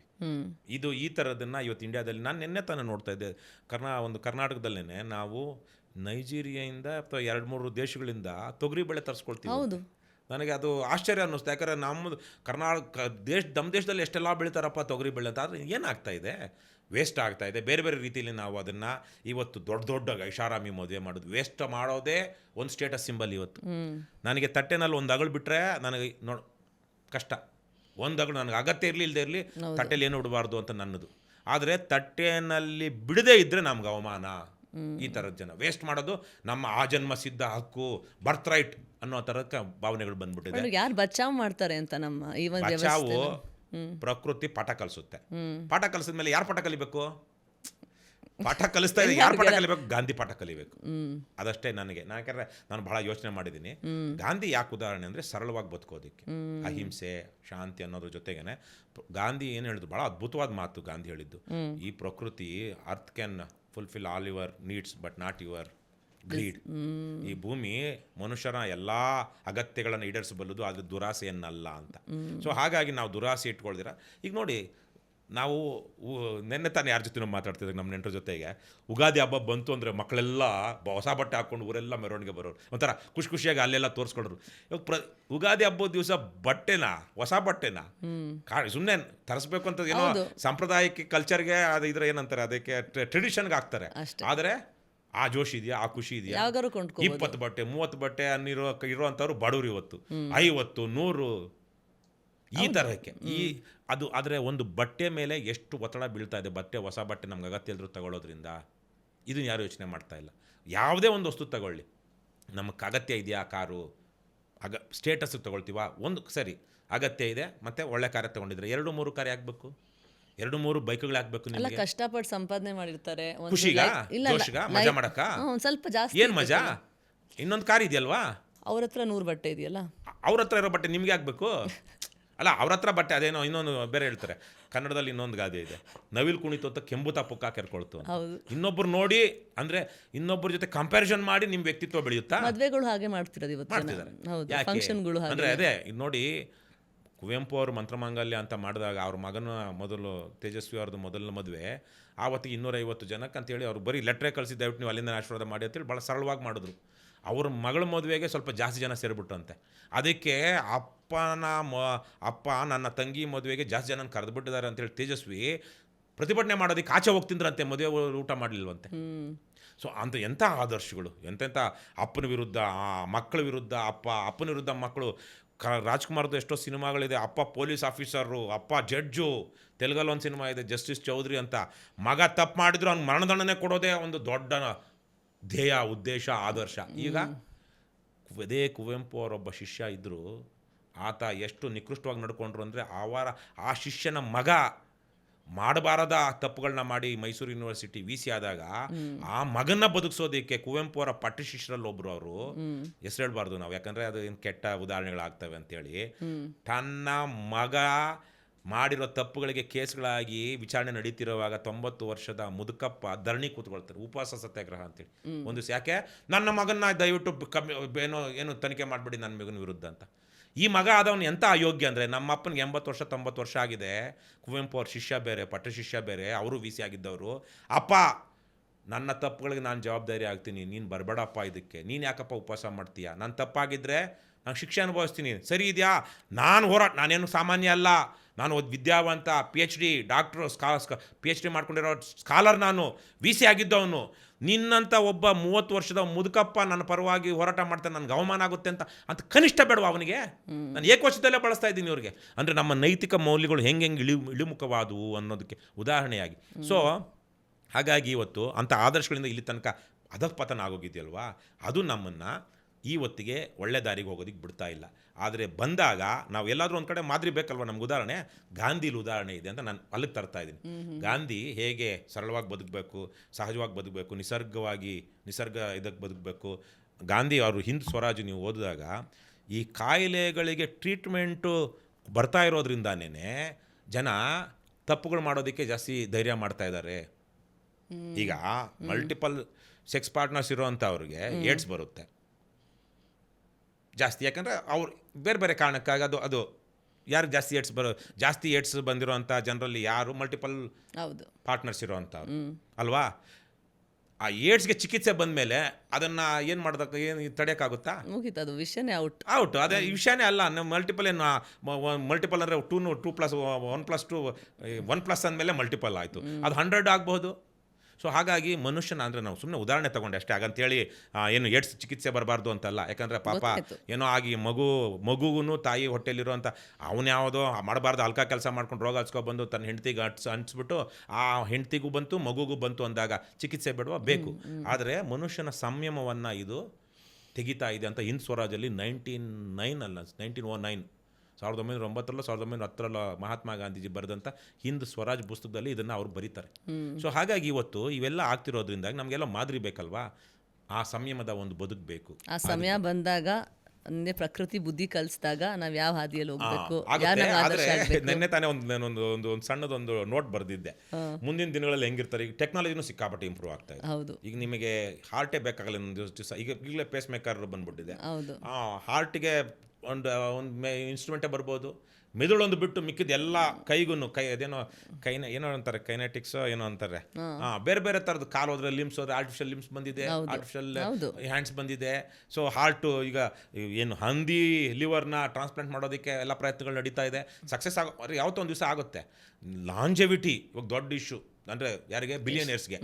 ನಾನು 120 ವರ್ಷ 150 ವರ್ಷ ಸಾಧ್ಯ ಶಾಶ್ವತವಾಗಿ ಬದುಕಬೇಕು ಅನ್ನೋವಂಥದ್ದು. ಆದರೆ ಎಲ್ಲನೂ ಆಗಲಿ ಮೆದುಳೊಂದೇ ಬಹುತೇಕವಾಗಿ ಕೆಲಸ ಮಾಡುವಂಥದ್ದು, ಮಿಕ್ಕಿದ್ದು ಯಾವುದನ್ನು ಬೇಕಾದ್ರೂ ರಿಪ್ಲೇಸ್ ಮಾಡ್ಕೊಳ್ತಾ ಹೋಗ್ಬೇಕು. ಇಲ್ಲಾಂದರೆ ನಮ್ಮದು ವ್ಯಕ್ತಿತ್ವ ನಮ್ಮ ಆಲೋಚನೆ ಮೆದುಳಲ್ಲೇ ಇರುವಂಥದ್ದು. ಸೊ ಹಾಗಾಗಿ ಟೆಕ್ನಾಲಜಿ ಒಂದು ಕಡೆಗೆ ಸಿಕ್ಕಾಪಟ್ಟೆ ಡೆವಲಪ್ ಆಗ್ತಾ ಇದೆ. ಸೊ ಈ ಗ್ಲೋಬಲ್ ವಾರ್ಮಿಂಗ್ ಹಿಲ್ ಎಫೆಕ್ಟ್ಸ್ನ ಬೇರೆ ರೀತಿಯಲ್ಲಿ ತಡೆಯುವಂಥದ್ದು ಬರ್ಬೋದು. ಆಮೇಲೆ ಎವಲ್ಯೂಷನರಿ ಚೇಂಜಸ್ ಹೊಂದಿದೆ, ನಿಮಗೆ ಗೊತ್ತಿದೆ. ಅಂದರೆ ಎವಲ್ಯೂಷನ್ ಇದರಲ್ಲಿ ಈ ಬರುವಂತಹ ದಿನಗಳ ಅಪಾಕಲಿಪ್ಟಿಕ್ ದಿನಗಳನ್ನು ಎದುರಿಸೋದಕ್ಕೆ ಮನುಷ್ಯನ ಬಾಡಿಲೇ ಬೇರೆ ಥರದ ಬದಲಾವಣೆಗಳಾಗಬಹುದು. ಈಗ ಬಿಸಿ ಗಾಳಿ ಏನು ಮಾಡದೇ ಇರ್ಬೋದು, ನಮ್ಮನ್ನು ಆ ಥರಕ್ಕೆ ಎವಾಲ್ವ್ ಆಗ್ಬೋದು. ಆದರೆ it takes a long time, ತುಂಬ ವರ್ಷಗಳಾಗುತ್ತೆ. ಅವು ಯಾವಾಗ ಎಕ್ಸ್ಟಿಂಕ್ಟ್ ಆಗುವಂಥ ಸಂದರ್ಭ, ಎಕ್ಸಿಸ್ಟೆನ್ಷಿಯಲ್ ಕ್ರೈಸಿಸ್ ಬಂದಾಗ ನಮ್ಮ ಬಾಡಿಲಿ ಆ ಥರದ್ದು ಯಾವುದೇ ಪ್ರಾಣಿ ಬಾಡಿಲಿ ಇರ್ಬೋದು, ಅದನ್ನು ನಾವು ಈ ಬದಲಾವಣೆಗಳು ಮಾಡಿಕೊಂಡ್ರೆ ನಾವು ಉಳಿತೀವಿ ಅಂತ ಬಂದಾಗ ಆಟೋಮೆಟಿಕ್ ಆಗಿ ಪ್ರಕೃತಿ ಪಾಪ್ಯುಲೇಷನ್ ಕಡಿಮೆ ಆಗುತ್ತೆ. ಪಾಪ್ಯುಲೇಷನ್ ಅಂತೂ ಕಡಿಮೆ ಆಗೇ ಆಗುತ್ತೆ. ಗ್ಲೋಬಲ್ ವಾರ್ಮಿಂಗ್ ಅಷ್ಟೇ, ಬೇರೆ ಏನಾದಕ್ಕಿಂತ ಎಪಿಡೆಮಿಕ್ಸ್ ಒಂದು ಕಡೆ. ಆಮೇಲೆ ಗ್ಲೋಬಲ್ ವಾರ್ಮಿಂಗಿಂದ ಸನ್ಸ್ಟ್ರೋಕ್ ಆಗೋದು, ಬಹಳ ದೊಡ್ಡ ಮಟ್ಟದಲ್ಲಿ ಡ್ರಾಟ್. ಇದು ಮಳೆನಲ್ಲಿ 3 ವಿಧ ಇದೆ: ಅತಿವೃಷ್ಟಿ, ಅನಾವೃಷ್ಟಿ. ಅತಿವೃಷ್ಟಿ ಅಂದರೆ ಹೆಚ್ಚು ಮಳೆ, ಪ್ರವಾಹಗಳು, ಫ್ಲಡ್ಸ್. ಅನಾವೃಷ್ಟಿ ಡ್ರಾಟು, ಬರ. ಅಕಾಲ ವೃಷ್ಟಿ, ಬರಬೇಕಾದ ಸಮಯಕ್ಕೆ ಬರದೆ. ಈಗೆಲ್ಲ ಬೆಳೆ ಬೆಳೆದಿದ್ದಾರೆ, ಕೊಯ್ಲು ಮಾಡಬೇಕು, ಆವಾಗ ಬಂದುಬಿಟ್ರೆ ಬೆಳೆ ಎಲ್ಲ ಹೋಗ್ಬಿಡ್ತಲ್ವಾ, ಆವಾಗ ಫ್ಲಡ್ಸ್ ಆದರೆ ಏನು ಉಪಯೋಗ? ಸೊ ಹಾಗಾಗಿ ಈ ಥರದ ಅನ್ಸೀಸನಲ್ ರೈನ್ಸು ಈ ಥರದಲ್ಲಿ ಹೆಚ್ಚು ಜಾಸ್ತಿ ಆಗುತ್ತೆ. ಗ್ಲೋಬಲ್ ವಾರ್ಮಿಂಗ್ನ ಮೊದಲ ಎಫೆಕ್ಟೇ ಅದು, ಅನ್ಸೀಸನಲ್ ರೈನ್ಸ್. ನೋಡ್ತಾನೆ ಇದೀವಿ, ಅದು ಈಗಲೇ ನಮ್ಮ ಮುಂದೆನೇ ಇದೆ. ಬೆಂಗಳೂರಲ್ಲಿ ನಾವು ಜನವರಿಲಿ ಮಳೆನೇ ನೋಡಿರಲಿಲ್ಲ, 2 ವರ್ಷದಿಂದ ನೋಡ್ತಾ ಇದ್ದೀವಿ. ನಾವು ಹುಟ್ಟಿದಾಗಿಂದ ನೋಡದೇ ಇರುವಂಥ ಕಾಲದಲ್ಲಿ ಮಳೆಗಳಾಗ್ತಾ ಇದೆ. ಸೊ ಹಾಗಾಗಿ ಈ ಎಫೆಕ್ಟ್ಸ್ ಏನಾಗುತ್ತೆ, ಫುಡ್ ಪ್ರೊಡಕ್ಷನ್ ಕಡಿಮೆ ಆಗುತ್ತೆ. ಫುಡ್ ಪ್ರೊಡಕ್ಷನ್ ಕಡಿಮೆ ಆಗ್ತಿದ್ದಂಗೆ ಏನಾಗುತ್ತೆ, ಒಂದಷ್ಟು ಅಲ್ಲಲ್ಲಿ ಗಲಾಟೆಗಳು ಶುರುವಾಗುತ್ತೆ, ಬಡತನ ಜಾಸ್ತಿ ಆಗುತ್ತೆ, ಅಥವಾ ಅನಾರ್ಕಿ ಶುರುವಾಗುತ್ತೆ, ಗನ್ ಇಟ್ಕೊಂಡಿರೋರು ಅದನ್ನ ಕಾಯ್ದಕ್ಕೆ ಶುರು ಮಾಡ್ತಾರೆ, ಜನ ಒಂದು ಸಲ ನುಗ್ತಾರೆ, ಸಿಸ್ಟಮೇ ಕೊಲಾಪ್ಸ್ ಆಗುತ್ತೆ. ಸಿಸ್ಟಮೇ ಕೊಲಾಪ್ಸ್ ಆದಾಗ ಈಗ ನಮಗೆ ಇದರಿಂದ ಕತಾರಿಂದ ಗ್ಯಾಸ್ ಬರದೇ ಇರೋದ್ರಿಂದಾಗಿ ಈ ಸಲ ಫರ್ಟಿಲೈಸರ್ಸ್ ಪ್ರೊಡಕ್ಷನ್ ಇಲ್ಲ, ಹೌದು, ಯೂರಿಯಾ ಇವೆಲ್ಲ. ಸೊ ನೋಡಿ, ಇಡೀ ಒಂಥರ ಇಂಟರ್ಟ್ವೈಂಡು, ಒಂದಕ್ಕೊಂದು ಹೊಂದಾಣಿಕೆ ಆಗ್ಬಿಟ್ಟಿದೆ. ಇವತ್ತು ನಾವು ರಸಗೊಬ್ಬರ ಇಲ್ಲದೆ ಬೆಳೆಯೋದಕ್ಕೆ ಆಗ್ತಾಯಿಲ್ಲ. ರಸಗೊಬ್ಬರದಿಂದಾಗಿ ಇವತ್ತು ನಾವು ಊಟ ಮಾಡ್ತಾ ಇದ್ದೀವಿ ಇಷ್ಟು ಜನ, ದೇಶ ಜನ. ಇನ್ನೊಂದು 2-3 ತಿಂಗಳು ಆಯಿತು ಅಂದರೆ ಅಲ್ಲಿಂದ ಫರ್ಟಿಲೈಸರ್ಸ್, ಕೆಮಿಕಲ್ ಫರ್ಟಿಲೈಸರ್ಸ್ ಮಾಡೋದಕ್ಕೆ ಬೇಕಾಗಿರುವಂಥ ರಾ ಮೆಟೀರಿಯಲ್ಸ್ ಬರಲಿಲ್ಲ ಅಂದರೆ ಇಷ್ಟು ಜನಕ್ಕೆ ಊಟ ಎಲ್ಲಿಂದ ತರ್ತೀರಾ? ಏನಾಗುತ್ತೆ ಅವಾಗ? ಇದಕ್ಕೆ ಇನ್ನೊಂದು ವಿರೋಧ ಇದೆ. ಇದಕ್ಕೇನಂತ ಅಂದರೆ ನಿಜವಾಗ್ಲೂ ನಮ್ಗೆ ಅಷ್ಟು ಕೆಮಿಕಲ್ ಫರ್ಟಿಲೈಸರ್ಸ್ ಬೇಡ ಅಂತಾನು ಇವತ್ತು ಸಹಜ ಕೃಷಿ ಅಂತ ಮಾಡ್ತಿದ್ದಾರೆ. ಆದರೆ ಇವತ್ತಿರೋ ಜನಕ್ಕೆ ಆ ಈಲ್ಡ್ ಸಾಕಾಗುತ್ತಾ? ಆಮೇಲೆ ಇನ್ನೂ ಜಾಸ್ತಿ ಜಮೀನಲ್ಲಿ ಬೆಳಿಬೇಕು ಅಂದರೆ ಅವಾಗ ಡಿಫಾರೆಸ್ಟೇಷನ್ ಆಗುತ್ತೆ. ಇದೊಂಥರ ನೆಗೆಟಿವ್ ಲೂಪ್ ಬ್ಯಾಕ್ ಅಂತಾರೆ, ಆಮೇಲೆ ಪಾಸಿಟಿವ್ ಫೀಡ್ಬ್ಯಾಕ್ ಅಂತಾರೆ. ಅಂದರೆ ಏನಾಗಿದೆಯೋ ಮತ್ತೆ ಅದು ಹಿಂದಕ್ಕೆ ಹೋಗಿ ಮತ್ತೆ ಇನ್ನೊಂದಷ್ಟು ಜಾಸ್ತಿ ಮಾಡುತ್ತೆ, ಬೆಂಕಿ ಜಾಸ್ತಿ ಆಗುತ್ತೆ, ಬೆಂಕಿ ಜಾಸ್ತಿ ಮತ್ತೆ ಅದು ಇನ್ಪುಟ್ ಆಗುತ್ತೆ. ಈಗ ಇದರಲ್ಲಿ ಈ ಪಾಸಿಟಿವ್ ಲೂಪ್ ಬ್ಯಾಕಲ್ಲಿ ನಾವು ಇವತ್ತು ಸಿಕ್ಕಾಕೊಂಡ್ಬಿಟ್ಟಿದ್ದೀವಿ. ಅದರ ಅಂತಿಮ ಇದೇನಾಗುತ್ತೆ, ಮನುಷ್ಯರ ಸಂತತಿ ಕಡಿಮೆ ಆಗಲೇಬೇಕು. ಅಂದರೆ not because we don't have enough food, it's because of the failure of the rule of law. ಅಂದರೆ ಅನಾರ್ಕಿ ಆಗುತ್ತೆ. ಅನಾರ್ಕಿ ಆದಾಗ ಏನಾಗುತ್ತೆ, ಸಿಕ್ಕಾಪಟ್ಟೆ ಈಗ ಗ್ಲೋಬಲ್ ಇದರಲ್ಲೇ ಎಷ್ಟೋ ಸಂದರ್ಭದಲ್ಲಿ ಚೈನಾದು ಸ್ವಲ್ಪ ಪಾಪ್ಯುಲೇಷನ್ ಕಡಿಮೆ ಆಗೋದಕ್ಕೆ ದೊಡ್ಡ ಕಾರಣ ಅಂದರೆ ಕೋವಿಡ್. ಒಂದು ಜನ ಸತ್ತಿದ್ದು, ಮತ್ತು ಆ ಟೈಮಲ್ಲಿ ಮದುವೆ ಆಗದೆ ಮಕ್ಕಳಾಗದೆ ಹೋಗಿದ್ದು. ಈಗ ಪ್ಯಾಲೆಸ್ಟೈನಲ್ಲೇ ನೋಡಿ, 2-3 ವರ್ಷದಿಂದ ಇಸ್ರೇಲಲ್ಲಿ ಪ್ಯಾಲೆಸ್ಟೈನಲ್ಲಿ ಅವರ ಹಿಸ್ಟಾರಿಕಲ್ ಡೇಟಾ ತೆಗೆದ್ರೆ ಬಹುಶಃ ಈ ಕಳೆದ 3-4 ವರ್ಷದಲ್ಲಿ ಅಲ್ಲಿ ಬರ್ತ್ ರೇಟ್ ಕಡಿಮೆ ಆಗಿರುತ್ತೆ. ಯಾಕಂದರೆ ಅಂಥ ಯುದ್ಧದ ಟೈಮಲ್ಲಿ ಮದುವೆ ಮಾಡ್ಕೊಳ್ಳೋದಕ್ಕೆ, ಮಕ್ಕಳು ಮಾಡ್ಕೊಳ್ಳೋದಕ್ಕೆ, ಅವ್ರನ್ನ ಸಾಕೋದಕ್ಕೆ ಅವಕಾಶಗಳು, ಸಾಧ್ಯತೆಗಳು ಜಾಸ್ತಿ ಕಡಿಮೆ ಅಲ್ವಾ, ಸಮಸ್ಯೆಗಳು ಜಾಸ್ತಿ ಇರುತ್ತೆ. ಹಾಗಾಗಿ ಸೊ ಇವೆಲ್ಲ ಬೇರೆ ಬೇರೆ ಕಾರಣಗಳಿಂದಾಗಿ ಪಾಪ್ಯುಲೇಷನ್ ಕಡಿಮೆ ಆಗುತ್ತೆ. ಅದು ದೊಡ್ಡ ಮಟ್ಟದಲ್ಲಿ ಈ ಅಂತಹ ಕಲಹಗಳು, ಸಿವಿಲ್ ವಾರ್. ಸೊ ನಾಗರಿಕರು ಏನು ಮಾಡೋಕ್ಕಾಗಲ್ಲ ಇದ್ರ ಬಗ್ಗೆ. ನಾಗರಿಕರು ಏನು ಮಾಡ್ಬೋದು ಅಂದರೆ ವೈಯಕ್ತಿಕವಾಗಿ ನಮ್ಮ ನೆಲೆಯಲ್ಲಿ ಮಾಡ್ಬೋದು. It won't make any impact. ಏನು ಇಂಪ್ಯಾಕ್ಟ್ ಆಗಲ್ಲ. ನಾನಂತೂ ಮಾಡ್ತಾ ಇದ್ದೀನಿ, ನನಗೆ ಗೊತ್ತಿದೆ, ಇಟ್ಸ್ ಎ ಫ್ಯೂಟಲ್ ಎಕ್ಸರ್ಸೈಸ್ ಅಂತ. ಅಂದರೆ ವೇಸ್ಟ್ ಸೆಗ್ರಿಗೇಟ್ ಮಾಡೋದು ಅಲ್ಲ, ಆ ಥರದ್ದಲ್ಲ. ನಾನು ವೇಸ್ಟ್ ಸೆಗ್ರಿಗೇಟ್ ಗ್ಲೋಬಲ್ ವಾರ್ಮಿಂಗ್ ಬಗ್ಗೆ ಅಂದ್ರೆ ಇದೆಲ್ಲ ಆ್ಯಡ್ ಆಗುತ್ತೆ. ಅಂದರೆ ವೇಸ್ಟ್ ಸೆಗ್ರಿಗೇಷನ್ ನೋಡಿ, ಈಗ ನೀರು ವೇಸ್ಟ್ ಮಾಡೋದು. ನಾನೊಂದು ದಿವಸ ಜೈಲ್ಗೆ ಹೋಗಿ ಬಂದಿದ್ದೀನಿ, ನಿಮಗೆ ಗೊತ್ತಿದೆಯೋ ಇಲ್ವೋ. ಒಂದು ದಿವಸ ಪರಪ್ನಗರ ಜೈಲಲ್ಲಿ ಇದ್ದೆ, ಮಂಡೂರಲ್ಲಿ. ಆ ಮಂಡೂರು ಒಂದು ಇಶ್ಯೂ ಸಾಲ್ವ್ ಆಗೋದಕ್ಕೆ ನಾನು ಒಂದು ಕಾರಣ. ಅಲ್ಲಿ ಹೋಗಿ ಅವ್ರಿಗೆಲ್ಲ ಒಂದು ದಿವಸ ಅಲ್ಲಿ ಧರಣಿ ಕೂತಿದ್ರು, ಅಲ್ಲಿ ಹೋಗಿ ಅವ್ರಿಗೆಲ್ಲ ಒಂದು ಸ್ವಲ್ಪ ಸ್ಥೈರ್ಯದ ಮಾತಾಡಿ ಬಂದೆ. ಮಾರನೇ ದಿವಸ ಅಲ್ಲಿರೋಂದಷ್ಟು ಜನ ನನ್ನ ಮಾತನ್ನು ಕೇಳ್ಕೊಂಡು ಅವ್ರೇನೋ ಬೇರೆ ಥರ ಧರಣಿ ಮಾಡಿದ್ರು. ಅವ್ರನ್ನೆಲ್ಲ ತಗೊಂಡೋಗಿ ಆನೆಕಲ್ಲಲ್ಲಿ ಹಾಕಿದ್ರು, ಜೈಲ ಪೊಲೀಸ್ ಸ್ಟೇಷನಲ್ಲಿ. ಅಲ್ಲಿ ಹೋಗಿ ಅವ್ರು ಬೆಂಬಲ ಕೊಟ್ಟು ಬಂದೆ. ಮಾರನೇ ದಿವಸ ದೊರೆಸ್ವಾಮಿ ಅವ್ರನ್ನ ಕರ್ಕೊಂಡು ಹೋಗಿ ಅಲ್ಲಿ ಹೋಗಿ ಒಂದು ಹೋರಾಟ ಮಾಡಿ ಅಲ್ಲಿ ಅರೆಸ್ಟ್ ಆಗಿ ಆವತ್ತು ನನ್ನ ಜೈಲಿಗೆ ಕಳಿಸಿದ್ರು. ಸೊ ಮಂಡೂರಲ್ಲಿ ಆಮೇಲೆ ಭಾಳ ದೊಡ್ಡ ಇಶ್ಯೂ ಆಯಿತು. ಉಪವಾಸ ಕೂತ್ವಿ, ಧರಣಿ ಮಾಡಿದ್ವಿ, ಅದೆಲ್ಲ ಆಗಿ ಮಂಡೂರು ಕಸದ ತಿಪ್ಪೆ, ಬೆಂಗಳೂರಿನ ತಿಪ್ಪೆ ಆಗಿತ್ತು. ಅದಕ್ಕೆಲ್ಲ ಒಂದು ಸೊಲ್ಯೂಷನ್ ಬಂತು. ಆದರೆ ಅಷ್ಟೆಲ್ಲ ಮಾಡಿದ್ರು ಇವತ್ತಿಗೂ 10 ಮಂಡೂರುಗಳಿದೆ. ಇವತ್ತು ಆ ಮಂಡೂರುಗಳನ್ನ ಮ್ಯಾನೇಜ್ ಮಾಡೋದು ಹೇಗೆ ಅಂತ ನಮ್ಮ ರಾಜಕಾರಣಿಗಳು ಕಲ್ತಿದ್ದಾರೆ. ಮತ್ತು ಇಲ್ಲಿ ಕಸ ಆಗಲೇ ಹೇಳ್ದಂಗೆ ಸೆಗ್ರಿಗೇಷನ್ ಮಾಡೋದ್ರಿಂದ ಏನು ಉಪಯೋಗ ಇಲ್ಲ ಅನ್ನೋ ಜನಕ್ಕೆ ಬಂದ್ಬಿಟ್ಟಿದೆ. ಇದೊಂಥರ ವಿಷಸ್ ಸೈಕಲ್ ಆಗಿಬಿಟ್ಟಿದೆ. ಸೊ ಆದರೆ ಮಿಕ್ಕಾಗ ಅದೇ ನಾವು ಕೆಲವೊಂದು ಬಿಟ್ಟು, ಈಗ ನಾನು ಅಷ್ಟೇ ಬಟ್ಟೆಗಳನ್ನ ಕಳೆದ ಒಂದು 10 ವರ್ಷದಲ್ಲಿ ತುಂಬ ಒಂದು 5-6 ಜೊತೆ ಕೂಡ ತೆಗೆದಿಲ್ಲ ನಾನು. ಈಗೊಂದು 3-4 ತಿಂಗಳಿಂದ ಯಾರೋ ಬಲವಂತ ಮಾಡಿ ಒಂದು ಜೊತೆ ಕೊಡಿಸಿದ್ರು. ನನ್ನ ಹೆಂಡತಿ ಯಾವಾಗಲೂ ನೀನು ಶರ್ಟ್ ಇಲ್ಲ ಅಂತ, ಒಳ್ಳೆ ಶರ್ಟ್ ಆದರೂ ಹಾಕು ಅಂತ ಸ್ವಲ್ಪ ತಂದು ಸ್ವಲ್ಪ ಫ್ಲಕ್ಚುಯೇಟ್ ಆಗ್ತಾ ಇದೆ ಬಾಡಿ ವೆಯ್ಟು. ಆವಾಗ ಒಂದು ಸ್ವಲ್ಪ ಟೈಟ್ ಆಗುತ್ತೆ, ಒಂದು ಸ್ವಲ್ಪ ಲೂಸ್ ಆಗುತ್ತೆ. ಇವತ್ತಿಗೂ ನನ್ನ ಮದುವೆಗೆ ತೆಗೆದುಕೊಂಡಿರೋ ಬಟ್ಟೆಗಳನ್ನ ಇವತ್ತು ಹಾಕ್ತಾ ಇದ್ದೀನಿ ನಾನು. ಹೌದಾ? 25 ವರ್ಷ ನಾನು 99 ತಗೊಂಡಿರೋ ಶರ್ಟ್ ಇವತ್ತು ನನ್ನ ಹತ್ರ. ನೀವೊಬ್ಬರೇ ವೆಯ್ಟ್ ಮ್ಯಾನೇಜ್ ಮಾಡ್ತೀರಾ? ಇಲ್ಲ, ಅಂದರೆ ಈಗ ಸ್ವಲ್ಪ ಇತ್ತೀಚೆಗೊಂದು 5-6 kg ಜಾಸ್ತಿ ಆಗಿಬಿಟ್ಟಿದೆ. ಆದರೆ 25 ವರ್ಷದ ಹಿಂದಿನ ಶರ್ಟ್ಗಳು ಆಗ್ತಾ ಇದೆ, ಪ್ಯಾಂಟ್ ಸ್ವಲ್ಪ ಟೈಟ್ ಆಗ್ತಾ ಇದೆ. ಆದರೆ 20 ವರ್ಷಗಳಿಂದ ಅಮೇರಿಕದಲ್ಲಿ ತೆಗೆದಿರೋ 3-4 ಪ್ಯಾಂಟ್ ಇವತ್ತಿಗೂ ಇದೆ.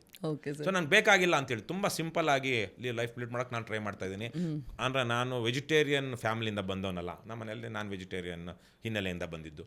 ನಾನು ಗ್ಲೋಬಲ್ ವಾರ್ಮಿಂಗ್ಗೆ ನಾನು ಅಮೇರಿಕದಲ್ಲಿದ್ದಾಗ ನಿಮ್ಗೆ ಗೊತ್ತಿದೆ, ಅಲ್ಲಿ ಕೋಳಿ ಅಂತೂ ಚಿಕನ್ ಅಂತೂ ಲೋಕಲೇ ಪ್ರೊಡ್ಯೂಸ್ ಮಾಡ್ತಾರೆ. ಇನ್ನು ಬೀಫು ಮತ್ತು ಹ್ಯಾಮು, ಹಂದಿ ಸಿಕ್ಕಾಪಟ್ಟೆ ಲೋಕಲ್ ಪ್ರೊಡಕ್ಷನ್ ಇದೆ, ಡೊಮೆಸ್ಟಿಕ್ ಪ್ರೊಡಕ್ಷನ್ US ಅಲ್ಲಿ. ಆದರೆ ಗೋಟು ಶೀಪು ಇಲ್ಲ. ಸೊ ಲ್ಯಾಂಬ್ ಮೀಟ್ ಏನಾದ್ರು ಬೇಕು ಅಂದರೆ ಅದು ಆಸ್ಟ್ರೇಲಿಯಾದಿಂದ ಬರಬೇಕಾಗಿತ್ತು. ಸೊ ಅಲ್ಲಿ ಅದು ಎಕ್ಸ್ಪೆನ್ಸಿವ್. 1 ಪೌಂಡ್ಗೆ ನಾನಿದ್ದಾಗ ನಾನು ಹೇಳ್ತಿರೋದು 2009, 8, 10 1 ಪೌಂಡು ಲ್ಯಾಮ್ ಮೀಟು $4, $5 ಇತ್ತು. ಅಂದರೆ 1 kgಗೆ 50, ಅಲ್ಲಿ $10 ಮೇಲೆ ಇತ್ತು ಆವತ್ತಿಗೆ 1 kgಗೆ. ಸೊ ಅದೆಲ್ಲಿಂದ ಬರ್ತಾಯಿತ್ತು? ಆಸ್ಟ್ರೇಲಿಯಾದಿಂದ ಬರ್ತಾಯಿತ್ತು. ಅಲ್ಲಿಂದ ಹೆಂಗೆ ಬರುತ್ತೆ? ಹಡಗಲ್ಲಿ ಬರುತ್ತೆ. ಹಡಗಲ್ಲಿ ಬರಬೇಕಂದ್ರೆ ಅದಕ್ಕೆ ಪೆಟ್ರೋಲು, ಡೀಸೆಲ್ಲು ಅಥವಾ ಏನೋ ಫಾಸಿಲ್ ಫ್ಯೂಲ್ ಖರ್ಚಾಗುತ್ತೆ. ಕಾರ್ಬನ್ ಫುಟ್ ಪ್ರಿಂಟ್ ಅದು ಜಾಸ್ತಿ. ಮತ್ತು ಅಲ್ಲಿ ಇಂಡಸ್ಟ್ರಿಯಲ್ ಪ್ರೊಡಕ್ಷನ್ ಆಫ್ ಮೀಟು ಸಿಕ್ಕಾಪಟ್ಟೆ. ಅದು ಇಂಡಸ್ಟ್ರಿಯಲ್ ಪ್ರೊಡಕ್ಷನ್ ಆಫ್ ಮೀಟ್ ಆದಾಗ ನ್ಯಾಚುರಲ್ ನಮ್ಮಲ್ಲಿ ಕೋಳಿ ಬೆಳಿತಿದ್ವಿ, ಮನೆ ಸುತ್ತಮುತ್ತ ಎಕ್ಕೊಂಡು ತಿನ್ಕೊಂಡಿರ್ತಿತ್ತು ಮನೆ ಕೋಳಿಗಳು. ಅದೇ ಸಾಕೋದಕ್ಕೆ ಶುರು ಮಾಡಿದಾಗ ನೀವು ಫೀಡ್ಸ್ ಹಾಕ್ತೀರಾ, ಫೀಡ್ಸ್ ಎಲ್ಲಿಂದ ಬರುತ್ತೆ, ಮತ್ತೆ ನೀವು ಕಾರ್ನ್ ಬೆಳಿಬೇಕು, ಇವೆಲ್ಲ ಸೈಕಲ್ ಅಲ್ವಾ. ಹಾಗಾಗಿ industrial production of meat this is contributing to global warming ಅಂತೇಳಿ ನಾನು ಪ್ರಜ್ಞಾಪೂರ್ವಕವಾಗಿ ಇನ್ಮೇಲೆ ತಿನ್ನಲ್ಲ ಅಂತ ತೀರ್ಮಾನ ಮಾಡಿ 7 ವರ್ಷ 8 ವರ್ಷ ತಿನ್ನಲಿಲ್ಲ ನಾನು. ನಾನ್ ವೆಜ್ಜೇ ಮುಟ್ಲಿಲ್ಲ. ಆಮೇಲೆ ಯಾವುದೋ ಒಂದು ಟೈಮಲ್ಲಿ 2014 ತಿಂದೆ, ಮತ್ತೆ 2 ವರ್ಷ ಆದಮೇಲೆ ಮತ್ತೆ ಬಿಟ್ಟೆ. ಈಗ 10 ವರ್ಷ ಆಗ್ತಾ ಬಂತು, ಮುಟ್ಟಿಲ್ಲ. ಇವತ್ತು ಮೊಟ್ಟೆ ಕೂಡ ತಿಂದಿಲ್ಲ ಈ 10 ವರ್ಷಗಳಲ್ಲಿ. ಸೊ ಅಂದರೆ ಒಂದು ನನ್ನ ಲೈಫ್ ಸ್ಟೈಲ್ ನಾನು ಚೇಂಜ್ ಮಾಡ್ಕೊಂಡಿದ್ದೀನಿ, ಬಹಳ ವಿಚಾರಗಳಲ್ಲಿ ಚೇಂಜ್ ಮಾಡ್ಕೊಂಡಿದ್ದೀನಿ. ಕೆಲವೊಂದು ಸಂದರ್ಭದಲ್ಲಿ ಏನು ಆಗಲ್ಲ ಅನಿಸುತ್ತೆ, ಆದರೆ ಏನೂ ಆಗದೆ ಇದ್ರೂ ನಾವು ಮಾಡ್ತಾ ಇರಬೇಕು. ಆದರೆ ಎಷ್ಟು ಜನ ಮಾಡ್ತಾ ಇದ್ದಾರೆ ಹೀಗೆ? 100ಕ್ಕೆ ಇಲ್ಲ. ಯೋಚನೆ ಮಾಡ್ಬೇಕು ಅನ್ಸುತ್ತಲ್ವಾ ಜನ, ಅಂದ್ರೆ ಇದು ಸರಿನಾ ತಪ್ಪಾ ಒಳ್ಳೇದಾ? ಜನ ಯೋಚನೆ ಮಾಡಿದ್ರು ಎಲ್ಲರೂ ಯೋಚನೆ ಮಾಡೋದಕ್ಕೆ ಸಾಧ್ಯ ಇಲ್ಲದಿರುವಂತಹ ವಾತಾವರಣ. ಯಾಕಂದ್ರೆ ಅವರಿಗೆ ದಿನನಿತ್ಯದ ಸಮಸ್ಯೆಗಳೇ ದೊಡ್ಡ ಸಮಸ್ಯೆಗಳು. ಇದು ಮುಂದೆ ಯಾವತ್ತೂ ಆಗುವಂತಹದ್ದು. ನಾವು ಲಾಂಗ್ ಟರ್ಮ್ ಆಗಿ ಬಹಳ ಜನ ಯೋಚನೆ ಮಾಡೋದಿಲ್ಲ. ನೀವು ನೋಡಿ, ಯಾವಾಗಲೂ ಲಾಂಗ್ ಟರ್ಮ್ ಆಗಿ ಯೋಚನೆ ಮಾಡೋರು ಬಹಳ ಕಡಿಮೆ ಜನ. ಎಲ್ಲ ಶಾರ್ಟ್ ಟರ್ಮ್ ಆವತ್ತಿಗೆ ಯೋಚನೆ ಮಾಡೋಂಥವ್ರು. ಅವ್ರಿಗೆ ದೊಡ್ಡ ವಿಚಾರ ಅಲ್ಲ. ಹಾಗಾಗಿ ಯಾರು ಇದನ್ನ ಸರಿ ಮಾಡಬೇಕು? ಸರ್ಕಾರಗಳೇ ಸರಿ ಮಾಡಬೇಕು. ಸರ್ಕಾರದ ಒಂದು ಕಾಯ್ದೆ, ಒಂದು ಕಾನೂನು, ಒಂದು ಪಾಲಿಸಿ ರಿವರ್ಸ್ ಮಾಡುತ್ತೆ ಇಂಪ್ಯಾಕ್ಟ್ನ. ಆದರೆ ಯಾವ ಸರ್ಕಾರ, ಯಾರ ಸರ್ಕಾರ, ಎಂಥವ್ರ ಸರ್ಕಾರ, ಅದು ನೋಡಬೇಕು ನಾವು. This is the conundrum. ಹೌದು, ನಾವಿವತ್ತು ಸಿಕ್ಕಾಕೊಂಡಿರುವಂಥ ಜಟಿಲವಾದ ಸಮಸ್ಯೆ ನಾವು ತೀರ್ಮಾನ ಮಾಡೋದಕ್ಕಾಗೋದಿಲ್ಲ. ಯಾಕಂದ್ರೆ ನಮ್ಮ ತೀರ್ಮಾನಗಳಿಗೆ ಇದೇ ಇಲ್ಲ, ಅದಕ್ಕೇನು ಪ್ರಭಾವನೇ ಇರೋದಿಲ್ಲ. ತೀರ್ಮಾನ ಮಾಡಬೇಕಾಗಿರೋದು ಸರ್ಕಾರ. ಆದರೆ ಆ ಸರ್ಕಾರ ಮಾಡ್ತಾ ಇಲ್ಲ. ಯಾಕೆ ಕೆಲವು ಸರ್ಕಾರಗಳು ಮಾಡ್ತಾ ಇದೆ, ಕೆಲವು ಸರ್ಕಾರಗಳು ಯಾಕೆ ಮಾಡ್ತಾ ಇಲ್ಲ? ಈಗ ಗ್ರೇಟಾ ಥುನ್ಬರ್ಗ್ ಆ ಹೆಣ್ಣು ಮಗಳು ಒಂದೊಳ್ಳೆ ಮೂವ್ಮೆಂಟ್ ಶುರು ಮಾಡಿದ್ಲು, ಎಲ್ಲ ಜನ ಸಪೋರ್ಟ್ ಮಾಡಿದ್ರು. ಆದರೆ ಇವತ್ತು ಆ ಥರದ ಒಂದಷ್ಟು ಆಕೆಯಿಂದ ಒಂದಷ್ಟು ಜನ ಪ್ರಭಾವಿತರಾಗಿ ಒಂದೆಲ್ಲ ಅದರಿಂದ ಏನು ಏನಂತ ಗುಡ್ ಅರ್ತ್ ಅಂತ ಅನಿಸುತ್ತೆ, ಅಮೇರಿಕದ ಯಾವುದೋ ಒಬ್ಬ ಆರ್ಗ್ಯಾನಿಕ್ ಇದು ಪ್ರೊಪೊನೆಂಟ್ ಬಯಾಲಜಿಸ್ಟು, ಗುಡ್ ಅರ್ತ್ ಅಥವಾ ಏನೋ ಒಂದು ಅರ್ತ್ ಮ್ಯಾನಿಫೆಸ್ಟೋ ಅಂತ ಒಂದು ಆರ್ಗ್ಯಾನಿಕ್ ಇದ್ರ ಮೇಲೆ ಬೇ ಏರಿಯಾದಲ್ಲಿ ಇದ್ದ ಒಬ್ಬ ಸೈಂಟಿಸ್ಟ್ ಮಾಡಿದ್ದು. ಸೊ ಆವತ್ತಿನ ಕಾಲಕ್ಕೆ ಲೋಕೋವೋರ್ ಅಂತ ಬಂತು ಅಮೇರಿಕದಲ್ಲಿ. ಅಂದರೆ ಸ್ಥಳೀಯವಾದದ್ದು. ನಾನು ಅದರ ಕಾರಣಕ್ಕಾಗಿ ನಾನು ಬಿಟ್ಟಾಗ, ಮೊದಲ ಸಲ 2ನೇ ಸಲ ನಾನು ನಾನ್ ವೆಜ್ ಬಿಟ್ಟಾಗ ಲೋಕೋವರ್, ಸ್ಥಳೀಯವಾಗಿ ಬೆಳೆದದ್ದನ್ನೇ ತಿನ್ನಬೇಕು, ಸ್ಥಳೀಯವಾಗಿ ಇಂದಿನ ಆಹಾರ ಪದ್ಧತಿಗಳೇನಿತ್ತು ಅದನ್ನೇ ರೂಢಿಸ್ಕೊಳ್ಬೇಕು ಅಂತ. ಇವತ್ತಿಗೂ ನನಗೆ ಅದೇ ಕಾರಣಕ್ಕಾಗಿ ನಾವು ಸಾಧ್ಯವಾದಷ್ಟು ಸ್ವಲ್ಪ ನಮ್ಮ ಕೈಲಾದಷ್ಟು ಮಾಡ್ತಾ ಇದ್ದೀವಿ. ಏನು ಬೇರೆ ಏನೇನೋ ತಿನ್ಬೋದಾಗಿದ್ರು ನಾವು ರಾಗಿ ಮುದ್ದೆನೇ ಯಾಕೆ ತಿಂತಿದ್ದೀವಿ, ಅಥವಾ ಲೋಕಲಲ್ಲಿ ಬೆಳೆದಿದ್ದ ಅಕ್ಕಿನೇ ತಿನ್ಬೇಕು ಅಂತ ಯಾಕೆ ತಿಂತಿದ್ವಿ? ಇದೇ ಕಾರಣಗಳು. ಸೊ ಈ ಥರದ್ದೊಂದು ಆಗಬೇಕು. ಹೌದು, ಈ ಬದಲಾವಣೆಗಳು ಬೇಕು. ಆಮೇಲೆ ನಮ್ಮ ಪರಿಸರದಲ್ಲಿ ಯಾವ ಬೆಳೆ ಚೆನ್ನಾಗಿ ಬರುತ್ತೆ ಅಂತ ಶತಶತಮಾನಗಳ ಕಾಲ ನಮ್ಮ ಪೂರ್ವಿಕರು ಎಕ್ಸ್ಪೆರಿಮೆಂಟ್ ಮಾಡಿ ಬೆಳೆದಿದ್ದಾರೆ. ಅದನ್ನು ಬಿಟ್ಟು ನೀವು ರಾಗಿ ಬೆಳೆಯುವಂಥ ಜಾಗದಲ್ಲಿ ಜೋಳ ತಿನ್ನಬಾರ್ದು, ಜೋಳ ಬೆಳೆಯುವಂಥ ಜಾಗದಲ್ಲಿ ರಾಗಿ ತಿನ್ನಬಾರ್ದು. ಅದು ನಿಮ್ಮ ದೇಹಕ್ಕೂ DNA ಆಲ್ರೆಡಿ ಹೊಂದಾಣಿಕೆ ಹೊಂದ್ಕೊಂಡಿರುವಂಥ ಜೀನ್ಸ್ಗೂ ತೊಂದರೆ ಆಗಬಹುದು, ದೇಹಕ್ಕೂ ತೊಂದರೆ ಆಗ್ಬೋದು. ಮತ್ತು ಪರಿಸರದ ಮೇಲೆ ನೀವು ಅಷ್ಟು ಈಗ ನಾನು ಡೆಲ್ಲಿಲಿದ್ದಿರ್ತೀನಿ, ಡೆಲ್ಲಿಲಿ ಅಕ್ಕಪಕ್ಕ ಗೋಧಿ ಮತ್ತು ಭತ್ತ ಬೆಳೀತಿದ್ದಾರೆ. ಅದಕ್ಕೆ ಎಷ್ಟು ಬೇಕು? ಸೀರಿಯಲ್ಸು ಎಷ್ಟು ತಿಂತೀರ ನೀವು? ಕಡಿಮೆನೇ ತಿನ್ನೋದಲ್ವಾ. ಆದರೆ ನನಗೆ ಇಲ್ಲ, ನಾನು ರಾಗಿ ಮುದ್ದೆನೇ ಬೇಕು ಅಂತೇಳಿ ಬೆಂಗಳೂರಿಂದ ತರಿಸ್ಕೊಂಡ್ರೆ ನಿಮ್ಗೆ ಎಷ್ಟು ಖರ್ಚು ಬೀಳುತ್ತೆ ಅನ್ನೋದಕ್ಕಲ್ಲ, ಅದ್ರ ಟ್ರಾನ್ಸ್ಪೋರ್ಟೇಷನ್ ಎಷ್ಟು ಇಂಪ್ಯಾಕ್ಟ್ ಆಗ್ತಾ ಇದೆ. ಕಡಿಮೆ ಜನ. ಆದರೆ ಮಾಂಸದ ವಿಚಾರಕ್ಕೆ ಬಂದಾಗಂತೂ ಇಂಡಿಯಾದಿಂದ ಅಮೇರಿಕಕ್ಕೆ ಬೀಫ್ ಎಕ್ಸ್ಪೋರ್ಟ್ ಆಗುತ್ತೆ. ಇದೆಲ್ಲ ಗೊತ್ತಿರೋ ವಿಷಯಗಳು ಸರ್. ಬಟ್ ಎಲ್ಲೋ ಒಂದ್ ಕಡೆ ನೀವು ಹೇಳ್ದಂಗೆ ಅದು ಒಳಗಡೆಯಿಂದ ಜನಕ್ಕೆ ಬರಬೇಕು, ಬದಲಾವಣೆ ಮಾಡ್ಕೋಬೇಕು. ವಿಸ್ಡಮ್ ಇಂದ ಬರುತ್ತೆ, ಆಮೇಲೆ ರೆಸ್ಪಾನ್ಸಿಬಿಲಿಟಿಯಿಂದ. ನಮ್ಗೆ ಅದು ಬರ್ತಾ ಇಲ್ಲ. ಬರದೇ ಇರೋದಕ್ಕೆ ಆಗಲೇ ಹೇಳ್ದಂಗೆ ಹಲವಾರು ಕಾರಣಗಳಿದೆ. ಇದಕ್ಕೆ ಒಂದು ಸಣ್ಣ ವಿಚಾರದಲ್ಲಿ ಇದಮಿತ್ತಮ್ ಅಂತ ಹೇಳೋದಕ್ಕೆ ಆಗೋದಿಲ್ಲ. ಬೇರೆ ಬೇರೆ ಡೈಮೆನ್ಷನ್ಸ್ ಇರುತ್ತೆ. ಇನ್ಸೆಂಟಿವ್ ಇರಬೇಕು. ಕೆಲವೊಂದ್ಸಲ ಕಾನೂನು ಇದೆ, ಆದರೆ ಕಾನೂನು ಏಟ್ ಕೊಡುತ್ತೆ ಅಂದರೆ ಜನ ಬದಲಾಗೋದು. ಸ್ವಲ್ಪ ಸೋಷಿಯಲ್ ಆರ್ಡರ್ ಬೇಕು. ಸೋಷಿಯಲ್ ಆರ್ಡರ್, ಅದೇ ಸೋಷಿಯಲ್ ಆರ್ಡ್ರಲ್ಲಿ ಅದನ್ನ ಫಾಲೋ ಮಾಡೋವಂಥದ್ದು ಬೇಕು. Enforcement is very important. ಹಾಗಂತೇಳಿ ನೀವು ಜನರ ವೈಯಕ್ತಿಕವಾದಂತಹ ಅವ್ರ ಪರ್ಸನಲ್ ಫ್ರೀಡಮ್ ಇರುತ್ತಲ್ಲ, ಅದ್ರ ಮೇಲೆ ನೀವು ದಬ್ಬಾಳಿಕೆ ಮಾಡಿ ಅಂತ ಹೇಳ್ತಾ ಇಲ್ಲ. ಗ್ರೇಟರ್ ಗುಡ್ ಅಂತೇನೋ ಒಂದು ಇರುತ್ತಲ್ಲ, ಇಂಡಿವಿಜುವಲ್ ಸ್ಯಾಕ್ರಿಫೈಸಸ್ ಬೇಕಾಗುತ್ತೆ ಕೆಲವೊಂದು ಸಲಕ್ಕೆ. ನಾವು ನನ್ನ ಇಂಡಿವಿಜುವಲ್ ಫ್ರೀಡಮ್ ಬೇಕು ಅಂತ ಹೋದಾಗ ನಿಮ್ಮ ಸರ್ವೈವಲ್ಲೇ ಪ್ರಶ್ನೆ ಆಗ್ಬಿಡುತ್ತೆ. ಹಾಗಾಗಿ ಗ್ರೇಟರ್ ಗುಡ್ಗೆ ನಾವು ಒಂದಷ್ಟು ತ್ಯಾಗ ಮಾಡೋದಕ್ಕೆ ಸಿದ್ಧ ಇರಬೇಕು. ನಿರ್ಬಂಧಗಳು ಇರಬೇಕು. ಆ ನಿರ್ಬಂಧಗಳು ನಿಮ್ಮ ವ್ಯಕ್ತಿ ಸ್ವಾತಂತ್ರ್ಯ ಏನಿರುತ್ತೆ, ಪರ್ಸನಲ್ ಫ್ರೀಡಮ್ನ ಧಕ್ಕೆ ಮಾಡುತ್ತೆ ಅಂದ್ರೂ ಕೆಲವೊಂದು ಸಲ ನಾವು ಒಪ್ಕೊಳ್ಬೇಕು. ಇಲ್ಲಾಂದರೆ ಅದು ಗ್ರೇಟರ್ ಗುಡ್ ಹೋಗೋದಿಲ್ಲ. ಇವೆಲ್ಲ ದೊಡ್ಡ ಫಿಲಸಾಫಿಕಲ್ ಕ್ವಶನ್ಸ್.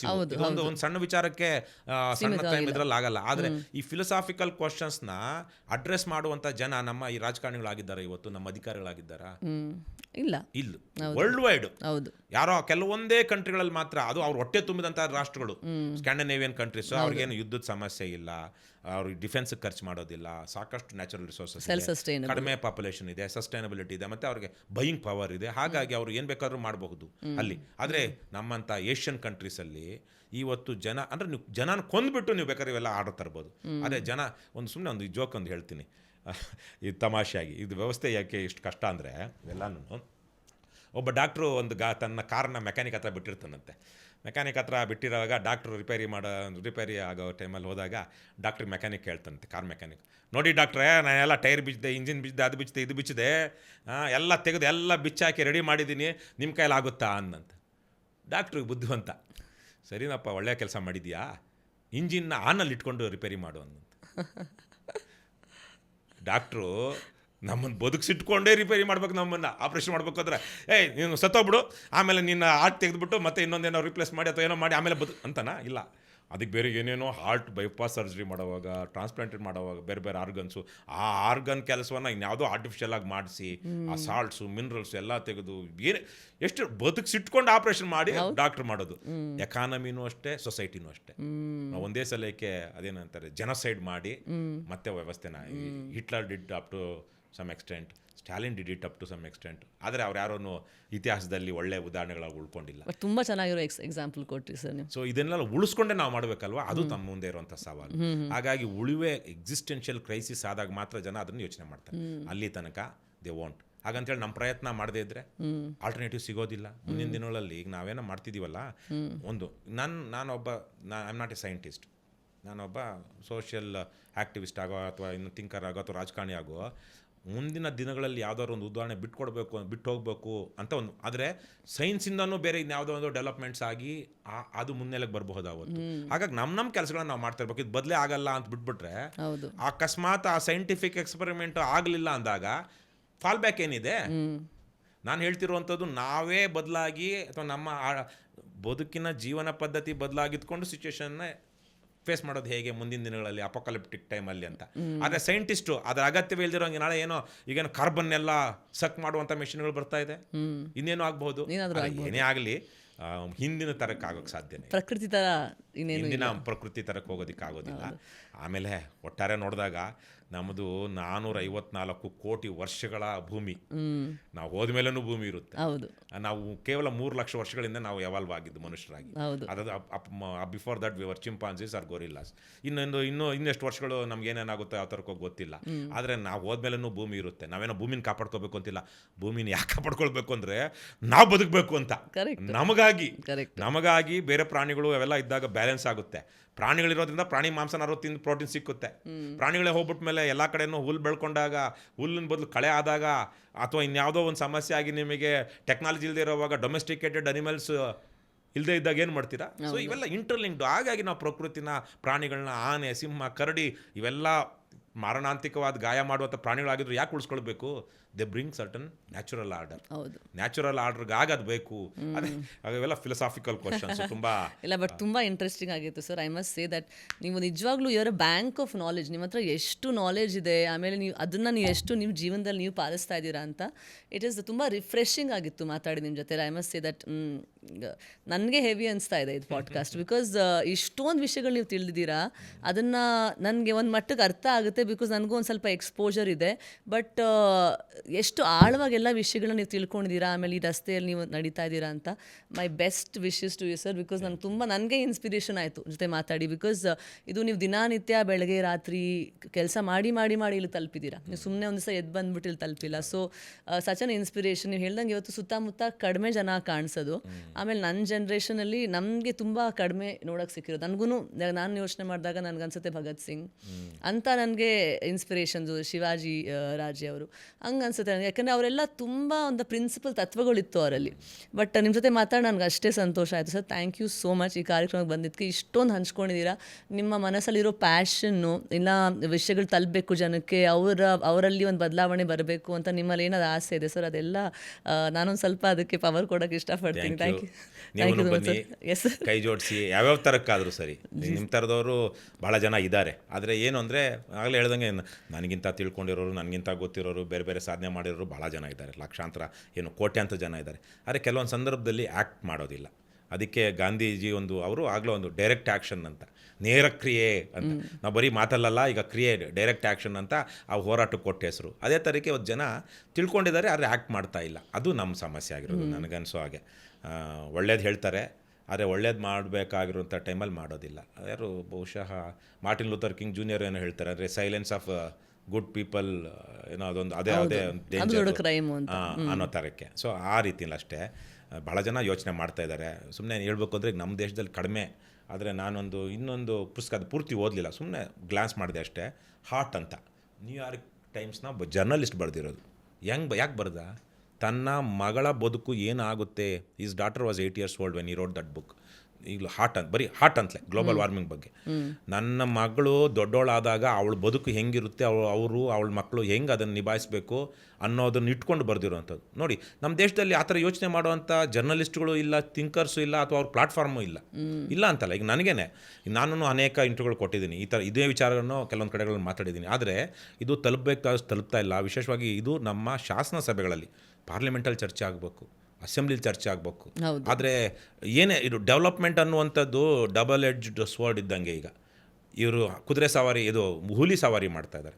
ಸೊ ಹಾಗಾಗಿ ಜನ ಇದನ್ನೆಲ್ಲ ತಿಳ್ಕೊಳ್ಳಿ. ವಿಶೇಷವಾಗಿ ಮಿಲೇನಿಯಲ್ಸ್ ಆ್ಯಂಡ್ ಜೆನ್ಸಿ ಯಾರಾದರೂ ಈ ಶೋ ನೋಡ್ತಾ ಇದ್ದರೆ ದಯವಿಟ್ಟು ಇದ್ರ ಬಗ್ಗೆ ನೀವು ಯೋಚನೆ ಮಾಡಿ, ಮಾತಾಡಿ, ಓದಿ. ತುಂಬರ್ಗು ನಿಮ್ಗೊಂದು ಉದಾಹರಣೆ, ಗ್ರೇಟ ತುಂಬ ನಿಮ್ಮದೇ ಏಜ್ನ ಹೆಣ್ಣುಮಗಳು ಯಾಕೆ ಮಾಡ್ತಿದ್ದಾಳೆ, ಅವಳ ಹಿನ್ನೆಲೆ ಏನು, ಅವಳ ಪ್ರೇರಣೆ ಏನು ಅಂತ ತಿಳ್ಕೊಳ್ಳಿ. ನಿಮ್ಮ ಭವಿಷ್ಯ, ನಾವಂತೂ ನಮಗೇನು ಊರು ಹೋಗುವಂತ ಇದೆ, ಕಾಡು ಬಾ ಅಂತಿದೆ, ನಮ್ಮದು ಮುಗಿಯುತ್ತೆ, ನಿಮ್ಮದು ಮುಗಿಯಲ್ಲ. ಈ Gen Z millennials they are going to very interesting time. ಇದು ಮಾತ್ರ ನಾವು ಬದುಕ್ತಿರೋವಂಥದ್ದು. ಹಿಸ್ಟ್ರಿನಲ್ಲಿ ಯಾವತ್ತೂ ಇಲ್ಲದಂತಹ ಕಾಲ ಇದು. ಹಿಸ್ಟ್ರಿನಲ್ಲಿ ನಾವು ನೋಡಿದಾಗ ಎಷ್ಟೋ ಶತಮಾನಗಳು ಏನು ಡಲ್ ಪೀರಿಯಡ್, ಡಾರ್ಕ್ ಏಜಸ್ ಅಂತ ಬೇರೆ ಇತ್ತು. ಆದರೆ ನಾವಂತೂ ಇವತ್ತು ಹಿಸ್ಟ್ರಿನಲ್ಲಿ ಬದುಕ್ತಿದ್ದೀವಿ. We are making history, we are part of history and we are going to destroy history. So ಹಾಗಾಗಿ ನಿಮಗೆ ನಿಜಕ್ಕೂ ಕಷ್ಟ ಇದೆ, ಜೆನ್ಸಿ ಮತ್ತು ಮಿಲೇನಿಯಲ್ಸ್. ನಿಮಗೆ ಇವತ್ತು ದುಡ್ಡು ಸಿಗ್ತಾ ಇರ್ಬೋದು, ಊಟ ಸಿಗ್ತಾ ಇರ್ಬೋದು, ಅದ್ರ ಖಾತ್ರಿ ಇಲ್ಲ ಮುಂದಕ್ಕೆ ಏನಾಗುತ್ತೆ ಅಂತ. ಸೊ ಹಾಗಾಗಿ ನೀವು ಒಳ್ಳೆ ವ್ಯವಸ್ಥೆ ಕಟ್ಕೊಳ್ಳೋದಕ್ಕೆ ಇಂಟ್ರೆಸ್ಟ್ ತೋರಿಸಿ. ಆಮೇಲೆ ಯಾರೋ ಬೇಕಲ್ವ ಅವತ್ತು ದಾರಿ ತೋರಿಸೋದಕ್ಕೆ, ಲೀಡರ್ಗಳು ಅಂದ್ಕೊಳ್ಳೋವಂಥವ್ರು, ಥಿಂಕರ್ಸ್ ಅಂದ್ಕೊಳ್ಳೋವಂಥವ್ರು ಎಲ್ಲಿಂದ ಬರ್ತಾರೆ? ಅವರು ನೀವೇ ಆಗಬೇಕು. ಈ ಗಾಂಧಿ ಬೇಕು ಅಂದರೆ ಗಾಂಧಿ ಮಾತು ಸ್ವಲ್ಪ ನಿಮ್ಗೆ ಪ್ರೇರಣೆ ಕೊಡ್ಬೋದು, ಆದರೆ ಗಾಂಧಿ ಲೀಡ್ ಮಾಡಲ್ವಲ್ಲ ನಿಮ್ಮನ್ನು. ಗಾಂಧಿ ವಿಚಾರ ಲೀಡ್ ಮಾಡಬೇಕು. ಆದರೆ ವಿಚಾರ ಲೀಡ್ ಮಾಡಬೇಕು ಅಂದರೆ ಅವತ್ತು ಯಾರೋ ಒಬ್ರು ನಿಂತ್ಕೊಳ್ಬೇಕಲ್ಲ.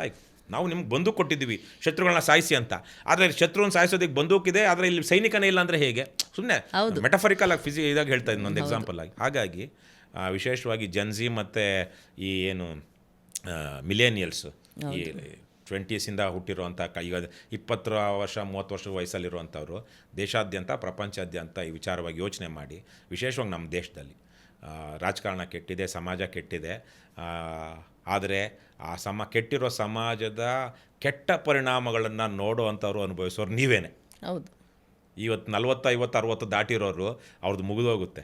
ಆದರೆ ಪ್ರತಿನಿತ್ಯ ದೀರ್ಘಕಾಲ ಕಾಯಿಲೆ ಅನುಭವಿಸೋರು, ಏನೋ ಒಂದು ಕಾಯಿಲೆ, ಕ್ರಾನಿಕ್ ಡಿಸೀಸ್ ಅಂತಾರಲ್ಲ, ಪೇಯ್ನು, ಆ ಥರಕ್ಕೆ ಅನುಭವಿಸೋರು ನೀವು. ಸೊ ಹಾಗಾಗಿ ನೀವಿವತ್ತು ಜವಾಬ್ದಾರಿ ತಗೊಂಡು ಹಿಂಗಲ್ಲರೇ ಬದುಕೋದು ಅಂತ ನಿಮ್ಮ ದೊಡ್ಡವ್ರಿಗೆ ಹೇಳಲಿಲ್ಲ ಅಂದರೆ, ಆ ದೊಡ್ಡವರು ನಿಮ್ಮನ್ನು ತಗೊಂಡೋಗಿ ಅರಬ್ಬಿ ಸಮುದ್ರದಲ್ಲಿ ಮುಳುಗಿಸ್ತಾರೆ. ಸರಿ, ರೂಡಾಗಿ, ರಫ್ ಆಗಿ, ಹೇಳ್ಬೇಕಾದ್ರೆ this is an example. Thank you for such a raw talk sir. ನೀವು ನಿಮ್ಮ ಮನಸ್ಸಲ್ಲಿ ಏನಿದೆ ಅದನ್ನು ಆರಾಮಾಗಿ ಇಷ್ಟು ಸರಳವಾಗಿ ಬಿಚ್ಚಿಟ್ಟಿದ್ದೀರಾ. ಎಷ್ಟೊಂದು ವಿಷಯಗಳಿದೆ, but you have justified the conversation sir. Thank you so much sir. ನಮಸ್ತೆ ಸರ್. ನಮಸ್ಕಾರ.